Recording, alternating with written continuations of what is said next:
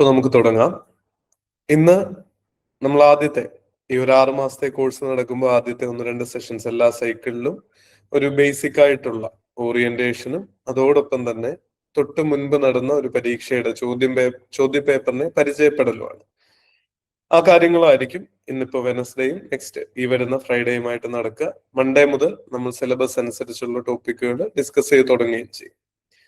എനിക്ക് നിങ്ങളുടെ അടുത്ത് നിന്നൊക്കെ വേണ്ട 1-2 കുഞ്ഞ് റിക്വസ്റ്റുകൾ എന്ന് പറയാം, അല്ലെങ്കിൽ നിങ്ങൾ ചെയ്യേണ്ട കുറച്ച് കാര്യങ്ങൾ എൻ്റെ ഒരു സജഷനായിട്ട് കൺസിഡർ ചെയ്യേണ്ടതാണ്.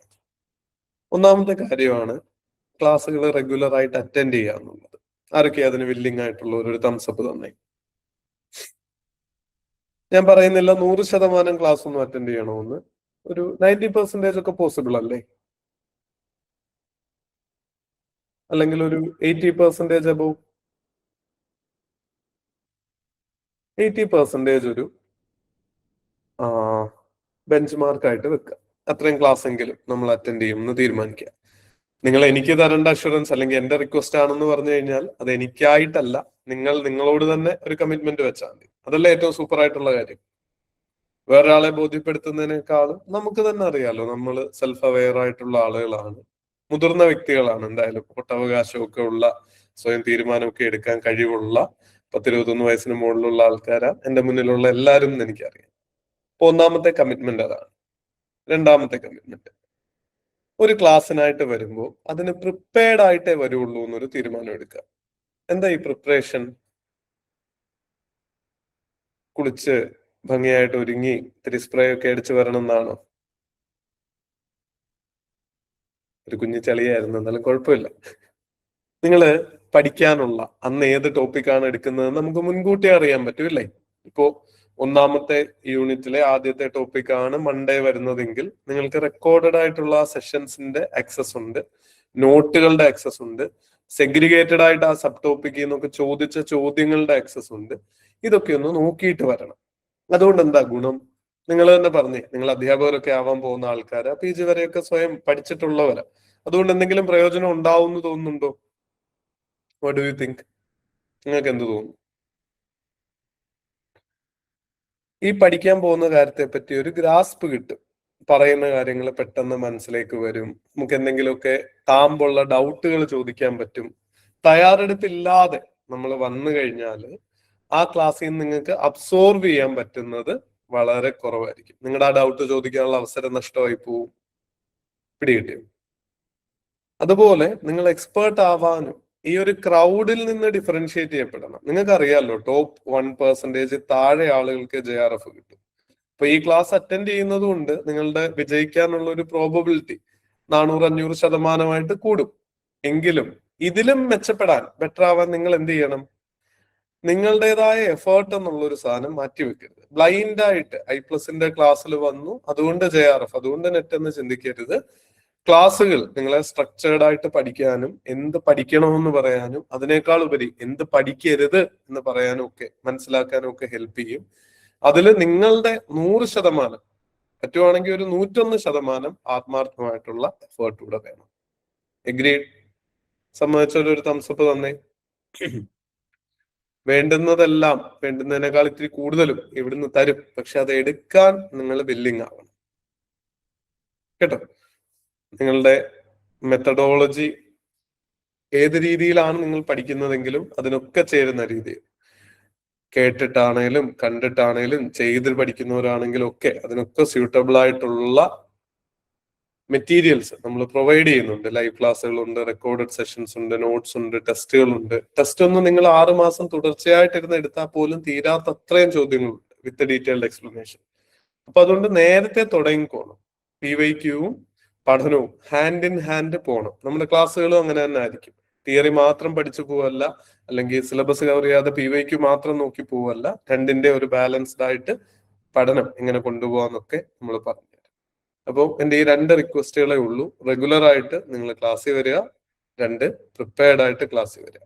ബാക്കി കാര്യങ്ങളിലെല്ലാം ഗൈഡ് ചെയ്യാൻ ആതിര ടീച്ചറും സ്വാതി മിസ്സും നമ്മുടെ എക്സ്പേർട്ട് ആയിട്ടുള്ള ഫാക്കൽറ്റീസ് ഇവിടെ ഉണ്ട്. ആ ഹെൽപ്പ് നിങ്ങൾ എടുക്കുക, പ്രോപ്പറായിട്ട് ഉപയോഗിക്കുക. എന്തെങ്കിലും ഫീഡ്ബാക്കുകളോ സജഷൻസോ ഒക്കെ ഉണ്ടെങ്കിൽ പറയുക. നിങ്ങളുടെ അഭിപ്രായങ്ങൾക്ക് 100% വില കൽപ്പിക്കാറുണ്ട്.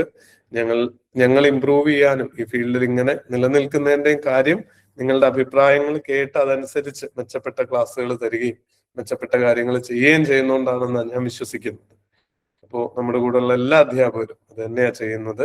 അതുപോലെ എനിക്ക് ഉറപ്പുണ്ട് ഈ പറഞ്ഞ കാര്യങ്ങൾ റെഗുലറായിട്ട് ചെയ്ത് നിങ്ങൾ ക്ലാസ്സിന്റെ അവസാനം വരെ, അതായത് പരീക്ഷയ്ക്ക് മുൻപുള്ള ദിവസങ്ങൾ വരെ സിസ്റ്റമാറ്റിക് ആയിട്ട് പഠിച്ചാൽ വിജയത്തിലേക്ക് ഉറപ്പായിട്ടും എത്തും. കാര്യം മനുഷ്യരുടെ ഇടയിൽ ഇപ്പൊ ഏറ്റവും കുറവ് കാണുന്ന ഒരു കാര്യമാണ്, ഞാനടക്കമുള്ള കാര്യം പറയുന്നത്, കൺസിസ്റ്റന്റ് ആയിട്ട് എഫേർട്ട് എടുക്കാനുള്ള കഴിവ്. നമ്മുടെ അറ്റൻഷൻ സ്പാനൊക്കെ കുറഞ്ഞ് നമ്മൾ ചാടി നടക്കുന്ന മനുഷ്യന്മാരായി ഒരു കാര്യത്തിൽ ഉറച്ചു നിന്ന് എഫേർട്ട് എടുക്കുകയാണെങ്കിൽ തീർച്ചയായിട്ടും നിങ്ങൾ വിജയത്തിലേക്ക് എത്തും.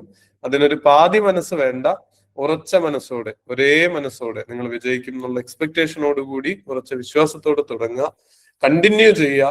ഇന്നത്തെ അതേ ആത്മാർത്ഥത, എഫേർട്ട് നിങ്ങളോടൊപ്പം ഉണ്ടെങ്കിൽ ഉറപ്പായിട്ടും മികച്ച അധ്യാപകരാവാനും മികച്ചൊരു ജോലി അവസരത്തിലേക്ക് പ്രവേശിക്കാനും ഒക്കെ സാധിക്കും കേട്ടോ. അപ്പൊ എല്ലാവർക്കും എല്ലാവിധമായിട്ടുള്ള വിജയാശംസകളും. ക്ലാസ്സുകളുമായിട്ട് നമുക്ക് ഇടയ്ക്ക് ഇനിയും കാണാം. ആതിര ടീച്ചറിനെ ക്ലാസ് കണ്ടിന്യൂ ചെയ്യാനായിട്ടും ഡിസ്കഷൻ ലീഡ് ചെയ്യാനായിട്ടും സ്വാഗതം ചെയ്യുന്നു. Thank you sir. ഓഡിബിൾ അല്ലേ? ഒന്ന് ചാറ്റ് ബോക്സിൽ പറയണേ, തംസപ്പ് തരാതെ ചാറ്റ് ബോക്സിലേക്ക് ഒന്ന് പറയണേ. സ്ലൈഡ് വിസിബിൾ ആണ്, നിങ്ങൾക്ക് ഓഡിബിൾ ആണ്, ആണല്ലോ അല്ലേ? ഓക്കെ. എല്ലാരും സുഖമായിട്ട് ഇരിക്കുന്നില്ലേ? ഹാപ്പി ആയിട്ട് ഇരിക്കുന്നില്ലേ? ഓക്കെ. കറക്റ്റ് സമയത്ത് എന്നെ ഒന്ന് കറണ്ട് ചതിച്ചു കേട്ടോ, അതുകൊണ്ടാണ് ക്യാമറ ഓൺ അല്ലാത്തത്. നിങ്ങൾ ഈ ഒരു ആദ്യത്തെ ഈ ഒരു പ്രശ്നമേ, ക്യാമറ ഇല്ലാത്ത പ്രശ്നമേ കാണത്തുള്ളൂ. ഈ ഒരു സെഷനിൽ കംപ്ലീറ്റ് മെജോറിറ്റിയും, അതായത് നിങ്ങൾ എന്നെ കണ്ട് മടുക്കും കേട്ടോ. എനിക്കതിൽ വേറെ ഒന്നും ചെയ്യാൻ പറ്റില്ല, എന്നെ കണ്ട് മടുത്തു പോവും. പക്ഷെ കണ്ടന്റിൽ ശ്രദ്ധിക്കുക എന്നേ പറയാനുള്ളൂ. അപ്പൊ നമ്മള് ഈ ഒരു സെഷൻ ഡിസംബർ സൈക്കിൾ ഇവിടെ സ്റ്റാർട്ട് ചെയ്യുവാണ്. നിങ്ങൾ എല്ലാവരും അടുത്തൊരു സൈക്കിളിലേക്ക് വേണ്ടിയിട്ട് പ്രിപ്പയർ ചെയ്യാൻ റെഡി ആയിട്ട് ഇരിക്കുവാണ് അല്ലെ? അപ്പോ നിങ്ങൾ ഇന്ന് ഇവിടെ ഇരിക്കുന്ന ആൾക്കാർക്ക് ഒരു അപ്പർ ഹാൻഡ് ഉണ്ട്. എന്താന്ന് പറയാവോ? എന്തെങ്കിലും ഊഹമുണ്ടോ? ഇന്ന് ഇവിടെ നിങ്ങൾ വന്നിരിക്കുന്ന ആൾക്കാർക്ക് ഈ ഒരു എക്സാമിൽ ഒരു അപ്പർ ഹാൻഡ് ഉണ്ട്. എന്താന്ന്? അതായത് നിങ്ങൾ ഏർലിയർ ആയിട്ട് സ്റ്റാർട്ട് ചെയ്തു. നിങ്ങൾ അടുത്തൊരു നോട്ടിഫിക്കേഷൻ വരുന്നത് വരെ വെയിറ്റ് ചെയ്യാതെ വീണ്ടും ഒരു 2 മാസം കൂടി, ഒക്കെ നമ്മൾ ഡിസംബറിലല്ലേ ഉള്ളൂ എക്സാം, സെപ്റ്റംബറിൽ തുടങ്ങിയാലും മതി, അല്ലെങ്കിൽ ഒക്ടോബറിൽ തുടങ്ങിയാലും മതി, അങ്ങനെയുള്ള മൈൻഡ് സെറ്റ് ഒന്നും വെക്കാണ്ട് നിങ്ങൾ ഏർലിയർ ആയിട്ട് സ്റ്റാർട്ട് ചെയ്തു എന്നുള്ളതാണ് നിങ്ങളുടെ ഏറ്റവും വലിയൊരു അപ്പർ ഹാൻഡ് അല്ലെങ്കിൽ അഡ്വാൻറ്റേജ് എന്ന് പറയാം. അപ്പൊ നമ്മൾ ബേസിക്കലി ഇന്ന് ഇവിടെ സംസാരിക്കുന്നത് പേപ്പർ 1 കുറിച്ചിട്ടാണ്. പേപ്പർ 1 എങ്ങനെ ഡീൽ ചെയ്യുന്നു എന്നുള്ളതാണ്. എന്നാലും ഞാൻ എല്ലാവർക്കും ഒരു ഐഡിയ ഉണ്ടോ എന്ന് ഉറപ്പിക്കാനായിട്ട് ഞാനൊരു കാര്യം ചോദിക്കുകയാണ്. നമുക്ക് ടോട്ടൽ എത്ര ക്വസ്റ്റ്യൻസ് ആ ഉള്ളത്? ടോട്ടൽ പേപ്പർ 1 ആൻഡ് പേപ്പർ 2 എക്സാമിന് എത്ര ക്വസ്റ്റ്യൻസ് ആ ഉള്ളത്? 150 ക്വസ്റ്റ്യൻസ് ആണ് ഉള്ളത്. അതില് പേപ്പർ 1 എത്ര ക്വസ്റ്റ്യൻസ്? 50 questions paper 1. പേപ്പർ 2 എത്ര ക്വസ്റ്റ്യൻസ്? 100 questions paper 2. ഒരു ക്വസ്റ്റ്യൻ എത്ര മാർക്കാ? Okay, 2 mark. നെഗറ്റീവ് മാർക്കിംഗ് ഉണ്ടോ? ഇല്ല. റിസൾട്ട് എങ്ങനെയാ വരിക? എന്തിന്റെ ബേസിസിലാണ് റിസൾട്ട് വരിക? എങ്ങനെയാണ് റിസൾട്ട് ഡിക്ലെയർ ചെയ്യുക? എങ്ങനെയാ നിങ്ങൾ ക്വാളിഫൈ ആയോ ഇല്ലയോ എന്ന് അറിയുന്നത്? എന്തിന്റെ ബേസിസിലാ? കട്ട് ഓഫ് വരും അല്ലെ? പെർസെന്റേജ് ആയിട്ട് നിങ്ങൾക്ക് കട്ട് ഓഫ് വരും. അതിന്റെ ബേസിസിലാണ്. അപ്പൊ നിങ്ങൾ ആദ്യം ചെയ്യേണ്ട ഒരു ടാസ്ക് എന്ന് പറയുന്നത്, നിങ്ങൾ ഒന്ന് ലാസ്റ്റ് ഒരു 5-6 സൈക്കിളിന്റെ ഒരു ജനറൽ കട്ട് ഓഫ് ഒന്ന് എടുത്ത് വെച്ചേക്കണം കേട്ടോ. അതായത് നമുക്ക് എത്രത്തോളം മാർക്ക് വേണ്ടി വരും എന്നൊരു ഐഡിയ കിട്ടാനായിട്ട് അത് നിങ്ങളെ ഹെൽപ്പ് ചെയ്യും.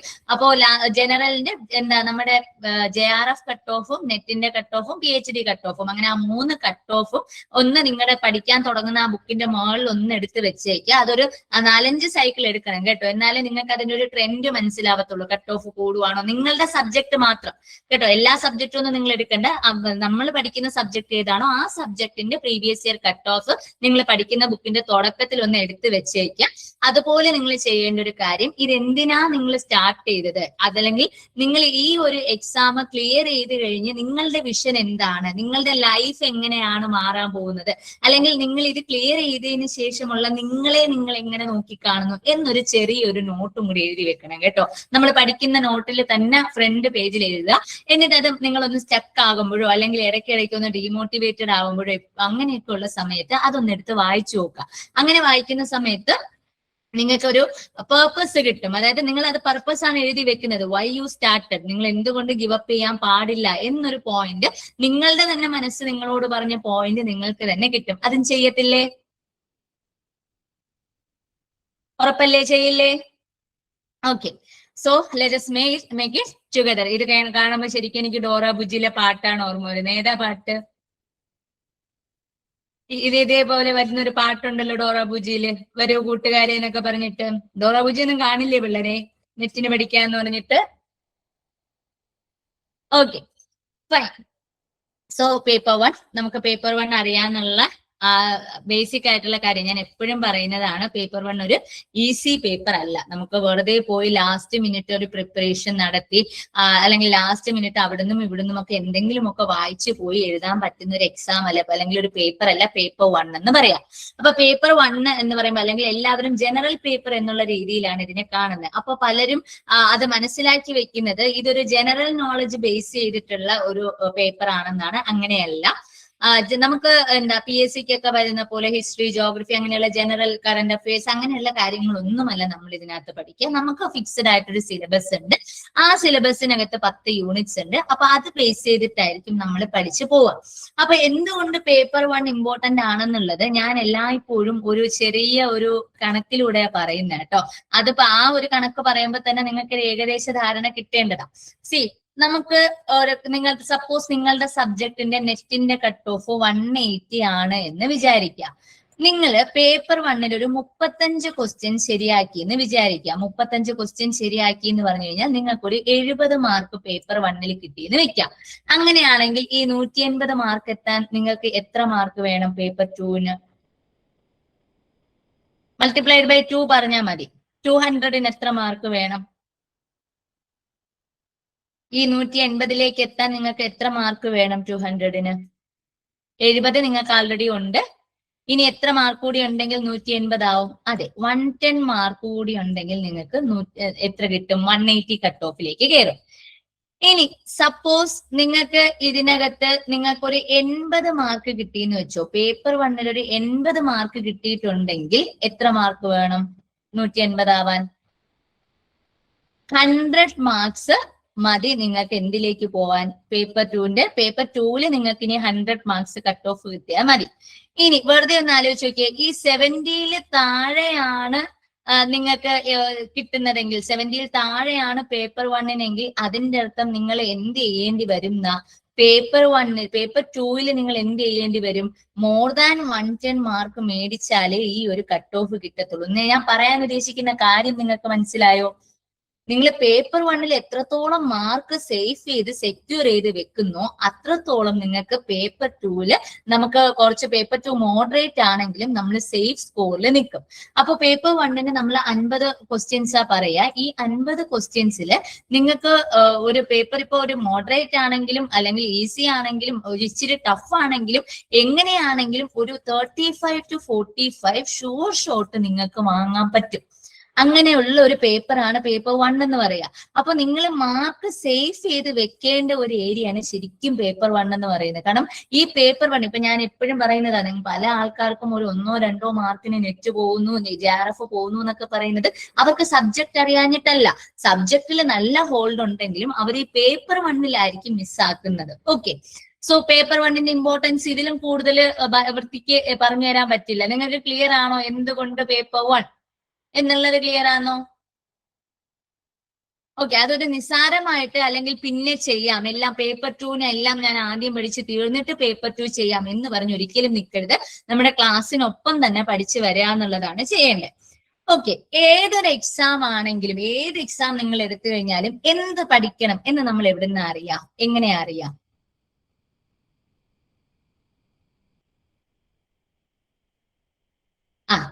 ഏത് എക്സാം ആയാലും നമ്മുടെ ഒരു ബൈബിൾ എന്നൊക്കെ പറയുന്നത് ഇല്ല, PYQ അല്ല. PYQ നമ്മൾ എങ്ങനെ പഠിക്കണം, സിലബസിലുള്ള കാര്യങ്ങൾ എങ്ങനെ പഠിക്കണം എന്നറിയാനാണ് നമ്മൾ PYQs യൂസ് ചെയ്യുക.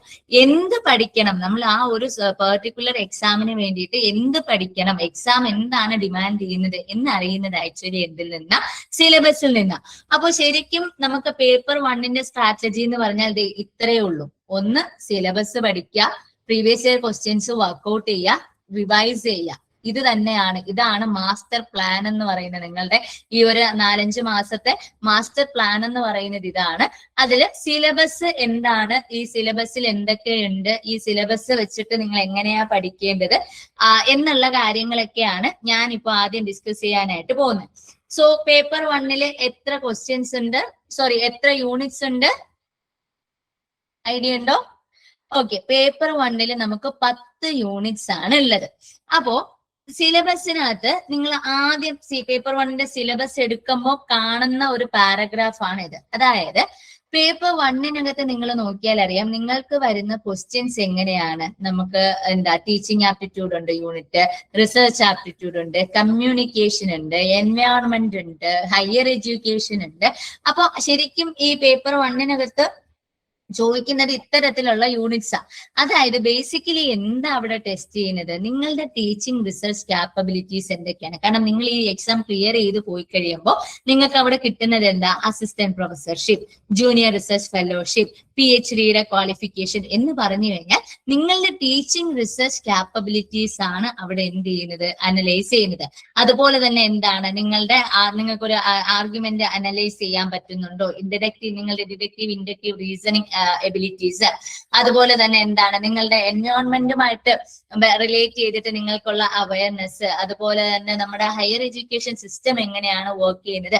ഇതുപോലുള്ള കാര്യങ്ങളാണ് ടെസ്റ്റ് ചെയ്യുക. അപ്പൊ എപ്പോഴും നമ്മളൊരു കാര്യം പഠിക്കുമ്പോൾ എന്തിനാ നമ്മൾ ഇത് പഠിക്കുന്നത് എന്നുള്ള ഒരു കാര്യം നമ്മുടെ മനസ്സിൽ വേണം കേട്ടോ. അല്ലാതെ വെറുതെ റാൻഡമായിട്ട് ഇനിയിപ്പോ ഈ പരീക്ഷ പാസ്സാവണമല്ലോ എന്ന് വെച്ചിട്ടല്ല പഠിക്കേണ്ടത്. എന്താണ് ഇതിന്റെ പേർപ്പസ് എന്നുള്ളത് നമ്മുടെ മൈൻഡിൽ ഉറപ്പായിട്ടും വേണം. സോ ഞാൻ ഇത് ഓരോ യൂണിറ്റ് ആയിട്ട് ഡീകോഡ് ചെയ്ത് തരാൻ പോവാണ്. സോ ഫസ്റ്റ് യൂണിറ്റ് എന്ന് പറയുന്നത് നമ്മുടെ ടീച്ചിങ് ആപ്റ്റിറ്റ്യൂഡ്. എന്ത് മെഷർ ചെയ്യാനായിട്ടായിരിക്കും, എന്ത് സ്കില്ല് നോക്കാനായിരിക്കും നിങ്ങളുടെ ടീച്ചിങ് ആപ്റ്റിറ്റ്യൂഡ്. അത് തന്നെയാണ് നിങ്ങളുടെ ടീച്ചിങ്ങിലുള്ള ആപ്റ്റിറ്റ്യൂഡ് എങ്ങനെയാണ്, സ്കിൽ എങ്ങനെയാണ് എന്ന് അറിയാനായിട്ടാണ് നമ്മൾ ടീച്ചിങ് ആപ്റ്റിറ്റ്യൂഡ് എന്ന് പറയുന്ന യൂണിറ്റ് എടുക്കുക.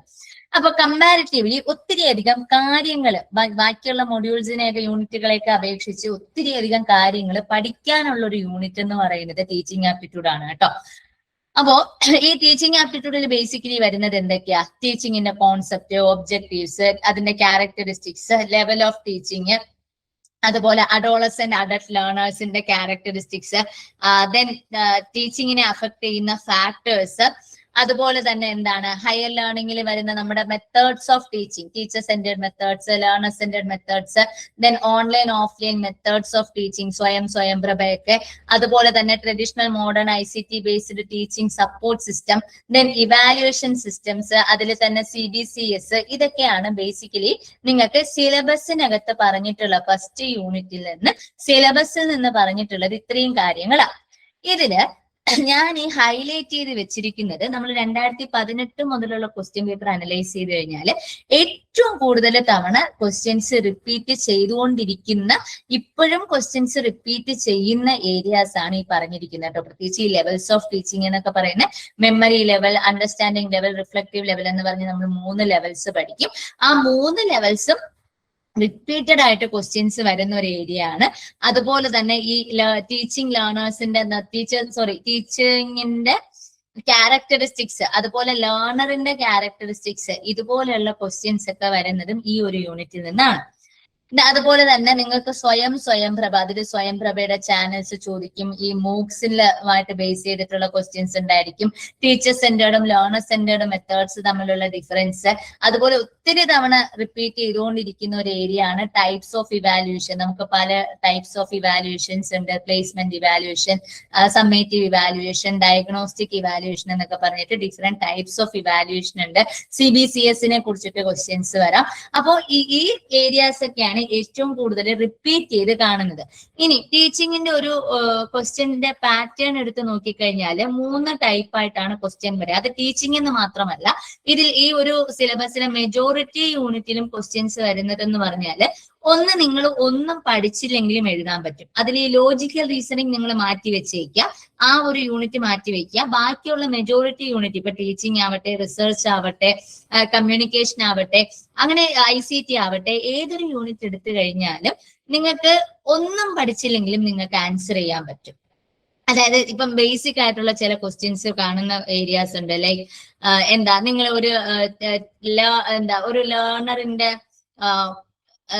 ക്യാരക്ടറിസ്റ്റിക്സ്, ഇപ്പൊ ലേണർ ക്യാരക്ടറിസ്റ്റിക്സ് നമ്മൾ പഠിക്കും എന്ന് പറയാം. എന്നാലും അല്ലെങ്കിൽ ഒരു ക്ലാസ്സിൽ ഒരു കുട്ടിയുടെ ഒരു സ്പെസിഫിക് ബിഹേവിയർ ഒരു ടീച്ചർ ഐഡന്റിഫൈ ചെയ്തു, അങ്ങനെയാണെങ്കിൽ, അല്ലെങ്കിൽ റെഗുലർ ആയിട്ട് ഒരു കുട്ടി ആബ്സെന്റ് ആവുന്നത് ടീച്ചർ ഐഡന്റിഫൈ ചെയ്തു, അങ്ങനെയാണെങ്കിൽ ടീച്ചർക്ക് എടുക്കാൻ പറ്റുന്ന ബെസ്റ്റ് മെത്തേഡ് എന്താണ്, അതിന് വേണ്ടിയിട്ടുള്ള മെഷർ എന്താണ്, അങ്ങനെയൊക്കെയുള്ള തരത്തിലുള്ള ജനറൽ ക്വസ്റ്റ്യൻസ് വരും.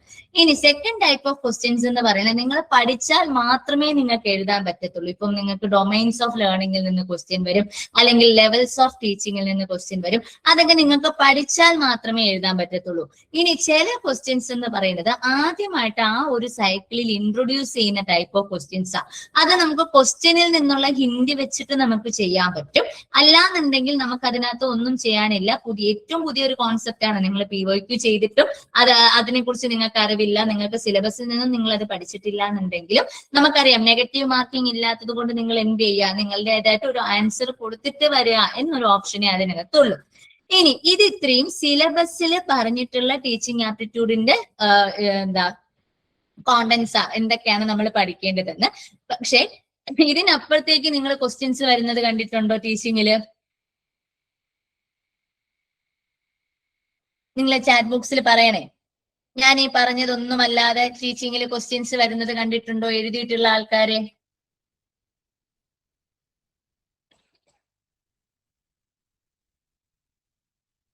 കണ്ടിട്ടില്ലേ? ഒന്ന് റെസ്പോണ്ട് ചെയ്യൂ ആരെങ്കിലും. ഉണ്ട്. ഓക്കെ. അത് നമുക്ക് അറിയാൻ പറ്റുന്നത് പ്രീവിയസ് ഇയർ ക്വസ്റ്റ്യൻസിൽ നിന്നാ. പുതിയതായിട്ട് എന്തൊക്കെയാണ് ചോദിക്കുന്നത്, നമ്മൾ ഈ സിലബസിനകത്ത് നിന്ന് സിലബസിൽ പറഞ്ഞിട്ടുള്ള ബേസിക്സ് നമ്മൾ പഠിക്കണം. അഡീഷണലി നമ്മൾ പഠിക്കേണ്ടത് എന്തൊക്കെയാണ് എന്ന് പറഞ്ഞു കഴിഞ്ഞാൽ, ആ പഠിക്കുന്നത് എങ്ങനെയാണ്, നമ്മൾ പുതിയ ഏരിയാസ് ഇവർ ഏതൊക്കെയാണ് എക്സ്പ്ലോർ ചെയ്യുന്നത് എന്ന് നോക്കിയിട്ടാണ് നമ്മൾ പഠിക്കുക. അങ്ങനെ പുതിയതായിട്ട് എക്സ്പ്ലോർ ചെയ്യുന്ന ഏരിയകളാണ്. പുതിയതായിട്ടെന്ന് പറഞ്ഞു കഴിഞ്ഞാൽ നമ്മൾ ഇതുവരെയുള്ള ട്രെൻഡ് നോക്കിയിട്ട് പറയുന്നതാണ് കേട്ടോ. നമ്മൾ പ്രീവിയസ് ഇയർ ക്വസ്റ്റ്യൻസിന്റെ ട്രെൻഡ് നോക്കിയിട്ട് പറയുന്നതാണ്. ഇപ്പം ടീച്ചിങ് ലേണിംഗിന്റെ തിയറീസ്, ഹ്യൂമൻ മെമ്മറി, ഒരു ഇടയ്ക്ക് ഒരു സൈക്കിളിൽ അടുപ്പിച്ച് 2-3 സൈക്കിളിൽ വളരെ ഫ്രീക്വന്റ് ആയിട്ട് ചോദിച്ച ഏരിയ ആണ് ഈ human memory, transfer of learning. അതുപോലെ ഫിലോസഫീസ് ഓഫ് ടീച്ചിങ്, ഇപ്പം നാച്ചുറലിസം, റിയലിസം, പ്രാഗ്മാറ്റിസം, റാഷണലിസം എന്നൊക്കെ പറഞ്ഞിട്ട് ഫിലോസഫീസ് ഓഫ് ടീച്ചിങ്. അതുപോലെ നമ്മൾ ടീച്ചിങ്ങിന് ഉപയോഗിക്കുന്ന ഡിജിറ്റൽ ടൂൾസ്, ഇപ്പം കഹൂത്, എഡ്പസിൽ, മെന്റിമീറ്റർ എന്നൊക്കെ, മൈൻഡ് മേസ്റ്റർ പോലുള്ള ടൂളുകൾ ഉണ്ടല്ലോ, അങ്ങനെയുള്ള ഡിജിറ്റൽ ടൂൾസ്. അതുപോലെ തന്നെ ഡൊമൈൻസ് ഓഫ് ലേണിംഗ് നമുക്ക് സിലബസിനുള്ളിൽ വേണമെങ്കിലും കൊണ്ടുവെക്കാൻ പറ്റും കേട്ടോ. ഈ ഡൊമൈൻസ് ഓഫ് ലേണിംഗിൽ പഠിക്കുന്നതാണ് നിങ്ങൾ ബ്ലൂംസ് ടാക്സോണമി. കേട്ടിട്ടുണ്ടോ ബ്ലൂംസ് ടാക്സോണമി? പുതിയതായിട്ട് കേൾക്കുന്നവരാണെങ്കിലും പേടിക്കണ്ട കേട്ടോ, നമ്മൾ ഇതൊക്കെ പഠിക്കും. ഈ ബ്ലൂംസ് ടാക്സോണമി ഒക്കെ എല്ലാ സൈക്കിളിലും റിപ്പീറ്റാ. എല്ലാ സൈക്കിളിലും ഒരു ക്വസ്റ്റ്യൻ. ഈ ഡൊമൈൻസ് ഓഫ് ലേണിംഗ്, നമുക്ക് 3 ഡൊമൈൻസ് ഓഫ് ലേണിംഗ് ഉണ്ട്. Affective domain, psychomotor domain, cognitive domain എന്നൊക്കെ പറഞ്ഞിട്ട് ആ 3 ഡൊമൈൻസിനെ കുറിച്ചിട്ടും ഈ ബ്ലൂംസ് ടാക്സോണമി ഒക്കെ എല്ലാ സൈക്കിളിലും നമുക്ക് റിപ്പീറ്റ് ചെയ്ത് കാണുന്ന ഒരു ഏരിയ ആണ്. സോ ഇത്രയും പഠിപ്പിച്ച് നിങ്ങൾ PYQസും കൂടി കംപ്ലീറ്റ് ചെയ്ത് കഴിഞ്ഞാൽ നിങ്ങൾക്ക് ടീച്ചിങ്ങിൽ നമ്മൾ ജനറലി നമ്മുടെ സിലബസിനകത്ത് തന്നെ കൊടുത്തിരിക്കുന്നത് ഒരു യൂണിറ്റിൽ നിന്നും 5 ക്വസ്റ്റ്യൻസ് ഉണ്ടാകും എന്നുള്ളതാണ്. പക്ഷെ ഈ ഒരു വെയിറ്റേജിൽ ഇപ്പൊ ഡിഫറൻസ് ഉണ്ട് കേട്ടോ. ചില യൂണിറ്റ്സിന് കൂടുതൽ ക്വസ്റ്റ്യൻസ്, ചില യൂണിറ്റ്സിന് കമ്പാരിറ്റീവ്ലി വെയിറ്റേജ് കുറവാണ്. പക്ഷെ അത് നമുക്ക് ഏതാണ് എന്ന് പ്രെഡിക്റ്റ് ചെയ്യാൻ പറ്റില്ല കേട്ടോ. അപ്പോൾ സ്റ്റിൽ ഒരു 5 ക്വസ്റ്റ്യൻ വരുമെന്ന് നമ്മൾ അസ്യൂം ചെയ്ത് കഴിഞ്ഞാൽ നിങ്ങൾക്ക് ഒരു 3 to 4 മാർക്സ് ഷുവർ ആയിട്ടും നിങ്ങൾക്ക് സ്കോർ ചെയ്യാൻ പറ്റുന്ന ഒരു ഏരിയ ആണ് ടീച്ചിങ് ആപ്റ്റിറ്റ്യൂഡ് എന്ന് പറയാം. ക്ലിയർ അല്ലേ ടീച്ചിങ് ആപ്റ്റിറ്റ്യൂഡ്? രണ്ടാമത്തതാണ് റിസർച്ച് ആപ്റ്റിറ്റ്യൂഡ് എന്ന് പറയുന്ന യൂണിറ്റ്. നിങ്ങളുടെ റിസർച്ച് എബിലിറ്റീസ്, അതായത് നിങ്ങൾ ഇത് കഴിഞ്ഞിട്ട് ഞാൻ പറഞ്ഞു നിങ്ങൾ റിസർച്ച് ഫെലോഷിപ്പ് ഒക്കെ നേടാൻ പോകുന്ന ആൾക്കാരാണ്, റിസർച്ച് ചെയ്യാൻ പോകുന്ന ആൾക്കാരാണ്. അപ്പൊ അസ് എ റിസർച്ചർ നിങ്ങൾ അറിഞ്ഞിരിക്കേണ്ട കുറച്ച് പ്രീ റിക്വസ്റ്റ് നോളജ് ഉണ്ട്. ആ നോളജ് ആണ് ഇവിടെ ടെസ്റ്റ് ചെയ്യുക, ഈ റിസർച്ച് ആപ്റ്റിറ്റ്യൂഡ് എന്ന് പറയുന്ന യൂണിറ്റിൽ ടെസ്റ്റ് ചെയ്യുക. ഇതിൽ റിപ്പീറ്റഡ് ആയിട്ട് ക്വസ്റ്റ്യൻസ് വന്നു. ഇപ്പൊ നോക്കിയാൽ നിങ്ങൾക്ക് ഈ ക്വസ്റ്റ്യൻസ് ഈ ഏരിയ കാണുമ്പോൾ അറിയാം. ഇവിടെ നോർമലി ചോദിക്കുന്നത് എന്തൊക്കെയാണ്, സിലബസിനകത്ത് പറഞ്ഞിട്ടുള്ളത് റിസർച്ചിന്റെ meaning, type, characteristics, positivism, post positivism, അതുപോലെ types of research, methods of research, experimental, descriptive, historical, qualitative, quantitative, steps of research, അതുപോലെ തന്നെ ആർട്ടിക്കിൾ റൈറ്റിംഗ്, എങ്ങനെയാണ് നമ്മൾ ഒരു തീസിസ് അല്ലെങ്കിൽ ആർട്ടിക്കിൾ എഴുതേണ്ടത്, ICTയുടെ ആപ്ലിക്കേഷൻ എങ്ങനെയാണ്, റിസർച്ച് എത്തിക്സ് എന്താണ് എന്നതൊക്കെയാണ് റിസർച്ച് ആപ്റ്റിറ്റ്യൂഡിനകത്ത് ചോദിക്കുക. അപ്പൊ ഈ റിസർച്ച് ആപ്റ്റിറ്റ്യൂഡ് എന്ന് പറഞ്ഞാൽ കമ്പാരിറ്റീവ്ലി ഏറ്റവും ചെറിയ സിലബസ് ഉള്ളത് റിസർച്ച് ആപ്റ്റിറ്റ്യൂഡിനാണ് കേട്ടോ. ആൻഡ് ഈ സിലബസിനുള്ളിൽ നിന്നുകൊണ്ട് തന്നെയാണ് മെജോറിറ്റി ക്വസ്റ്റ്യൻസ് വരിക. ടീച്ചിങ്ങിൽ പറയുന്ന പോലെ ഒത്തിരി അധികം അങ്ങനെ പുറത്തു നിന്ന് എക്സ്പ്ലോർ ചെയ്തൊന്നും കണ്ടിട്ടില്ല. വരുന്നില്ല എന്നല്ല, വരുന്നുണ്ട്. എന്നാലും കമ്പാരിറ്റീവ്ലി ഈ ഒരു സിലബസിനുള്ളിൽ നിന്നാണ് കൂടുതൽ ക്വസ്റ്റ്യൻസും ഈ റിസർച്ചിനകത്ത് വരിക. അതിലെ റിസർച്ചിൽ തന്നെ ഏറ്റവും കൂടുതൽ ക്വസ്റ്റ്യൻസ് ചോദിച്ചിരിക്കുന്നത് ടൈപ്സ് ഓഫ് റിസർച്ച്. നിങ്ങളൊരു പാസ്റ്റ് 2 സൈക്കിൾ എടുത്ത് നോക്കിയാൽ തന്നെ അറിയാം.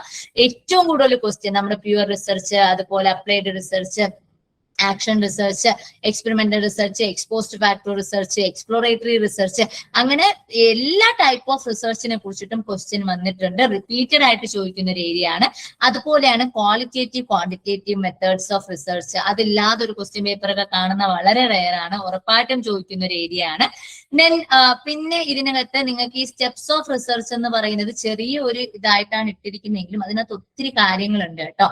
അതായത് നമ്മളൊരു റിസർച്ച് പ്രോബ്ലം ഐഡന്റിഫൈ ചെയ്യുന്നത് തൊട്ട് ഹൈപ്പോത്തിസിസ് ടെസ്റ്റിംഗ് വരെ ഇപ്പം ചോദിക്കുന്നുണ്ട്. അപ്പൊ ഈ ഹൈപ്പോത്തിസിസ് ടെസ്റ്റിങ്ങിനകത്ത് കുറച്ച് ന്യൂമറിക്കൽസ് ഒക്കെ ഇപ്പം ചോദിച്ച് കാണുന്നുണ്ട്. പാസ്റ്റ് ഒരു 3-4 സൈക്കിളൊക്കെ ആയിട്ട്, അതായത് സ്റ്റാൻഡേർഡ് ഡീവിയേഷൻ, മീൻ മീഡിയൻ മോഡുമായിട്ടൊക്കെ ബന്ധപ്പെട്ടിട്ടുള്ള ന്യൂമറിക്കൽസ്, സ്റ്റാൻഡേർഡ് എറർ കണ്ടുപിടിക്കുക, വേരിയൻസ് കണ്ടുപിടിക്കുക, പി വാല്യൂ റിലേറ്റഡ് ക്വസ്റ്റ്യൻസ്. അതൊന്നും ആദ്യമൊന്നും ചോദിക്കുന്നില്ലായിരുന്നു, ഇപ്പോഴാണ് അങ്ങനെ ഒരു ലെവലിലേക്ക് ക്വസ്റ്റ്യൻസ് പോകുന്നത്. പാരാമെട്രിക് ടെസ്റ്റുകൾ, നോൺ പാരാമെട്രിക് ടെസ്റ്റുകൾ, അങ്ങനെ ഒരു ലെവലിലേക്കൊക്കെ ക്വസ്റ്റ്യൻസ് ഈ സ്റ്റെപ്സ് ഓഫ് റിസർച്ചിൽ നിന്ന് വരാം. ഇനി ഇതല്ലാതെ പുറത്തുനിന്ന് ചോദിച്ചു കണ്ടിട്ടുള്ളത് ഈ വാലിഡിറ്റി ആൻഡ് റിലയബിലിറ്റി എന്ന് പറയുന്ന ഒരു ഏരിയ ആണ്. ഒരു റിസർച്ച് എപ്പോഴും വാലിഡ് ആയിരിക്കണം, റിലയബിൾ ആയിരിക്കണം. അപ്പൊ അത് എങ്ങനെയാണ് വാലിഡിറ്റി, എങ്ങനെയാണ് റിലയബിലിറ്റി എൻഷുർ ചെയ്യുക എന്നുള്ള ഏരിയയിൽ നിന്നും കൂടി ക്വസ്റ്റ്യൻസ് വരുന്നുണ്ട്. അതാണ് ഈ സെക്കൻഡ് യൂണിറ്റ് എന്ന് പറയാം. ഒരു ഏകദേശ ധാരണ കിട്ടിയോ സെക്കൻഡ് യൂണിറ്റ്? ഓക്കെ. ഇനി മൂന്നാമത്തെ യൂണിറ്റ് ആണ് കോംപ്രിഹെൻഷൻ. അപ്പൊ ഞാൻ എപ്പോഴും പറയുന്ന ഒരു കാര്യമാണ് കേട്ടോ. അതായത് നമുക്ക് സിലബസിന് 10 യൂണിറ്റ്സ് ഉണ്ടെങ്കിലും ശരിക്കും പഠിക്കാൻ 9 യൂണിറ്റേ ഉള്ളൂ. അതായത് ഈ കോംപ്രിഹെൻഷൻ എന്ന് പറയുന്നത് ശരിക്കും നിങ്ങൾക്ക് പഠിക്കാനുള്ള യൂണിറ്റ് അല്ല. പിന്നെ എന്തിനാ കോംപ്രിഹെൻഷൻ? എന്താ ചെയ്യേണ്ടത് കോംപ്രിഹെൻഷനില്? നിങ്ങൾ ശരിക്കും കോംപ്രിഹെൻഷൻ എന്ന് പറഞ്ഞ് നിങ്ങൾ ബാക്കിയുള്ള യൂണിറ്റുകൾ പോലെ പഠിക്കണ്ട.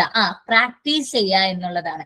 നിങ്ങൾ എത്രത്തോളം പ്രാക്ടീസ് ചെയ്യുന്നോ അത്രത്തോളം നിങ്ങൾ ഈ റീഡിംഗ് കോംപ്രിഹെൻഷനിൽ എക്സ്പേർട്ട് ആയിക്കൊണ്ടിരിക്കും. അപ്പൊ ശരിക്കും റീഡിംഗ് കോംപ്രിഹെൻഷൻ എന്തിനാ നമ്മുടെ സിലബസിനകത്ത് എത്തിയിരിക്കുന്നതെന്ന് ചോദിച്ചു കഴിഞ്ഞാല്, നമുക്ക് ഒരു ടെക്സ്റ്റ് വായിച്ച് അത് കോംപ്രിഹെൻഡ് ചെയ്ത് അതിനകത്ത് നിന്ന് നമുക്ക് കൺക്ലൂഷൻസ് ഡിറൈവ് ചെയ്യാൻ പറ്റുന്നുണ്ടോ, ഇൻഫറൻസുകൾ എടുക്കാൻ പറ്റുന്നുണ്ടോ എന്നൊക്കെ നമ്മളെ ടെസ്റ്റ് ചെയ്യുന്നതാണ് റീഡിംഗ് കോംപ്രിഹെൻഷൻ എന്ന് പറയാം. ഇനി ഞാൻ പറഞ്ഞില്ലേ, ഇപ്പം 5 ക്വസ്റ്റ്യൻ ആണ് എല്ലാ യൂണിറ്റിൽ നിന്നും വരാന്ന് സിലബസിൽ പറഞ്ഞിട്ടുണ്ടെങ്കിലും വെയിറ്റേജ് മാറുന്നുണ്ട്. പക്ഷേ നമുക്ക് ഫിക്സഡ് ആയിട്ട് ഒരു വെയിറ്റേജ് ഉള്ള യൂണിറ്റ് എന്ന് പറയുന്നത് കോംപ്രിഹെൻഷനാണ്. കോംപ്രിഹെൻഷനകത്ത് ഉറപ്പായിട്ടും പേപ്പർ 1ൽ ഒരു 5 ക്വസ്റ്റ്യൻ തന്നെ ഉണ്ടാകും. അതിനകത്ത് അങ്ങനെ വ്യത്യാസം വരാനുള്ള സാധ്യതകളില്ല. ഇതുവരെയും 5 ക്വസ്റ്റ്യൻ, എല്ലാ ഷിഫ്റ്റിലും 5 ക്വസ്റ്റ്യൻസ് റീഡിംഗ് കോംപ്രിഹെൻഷനിലുണ്ട്.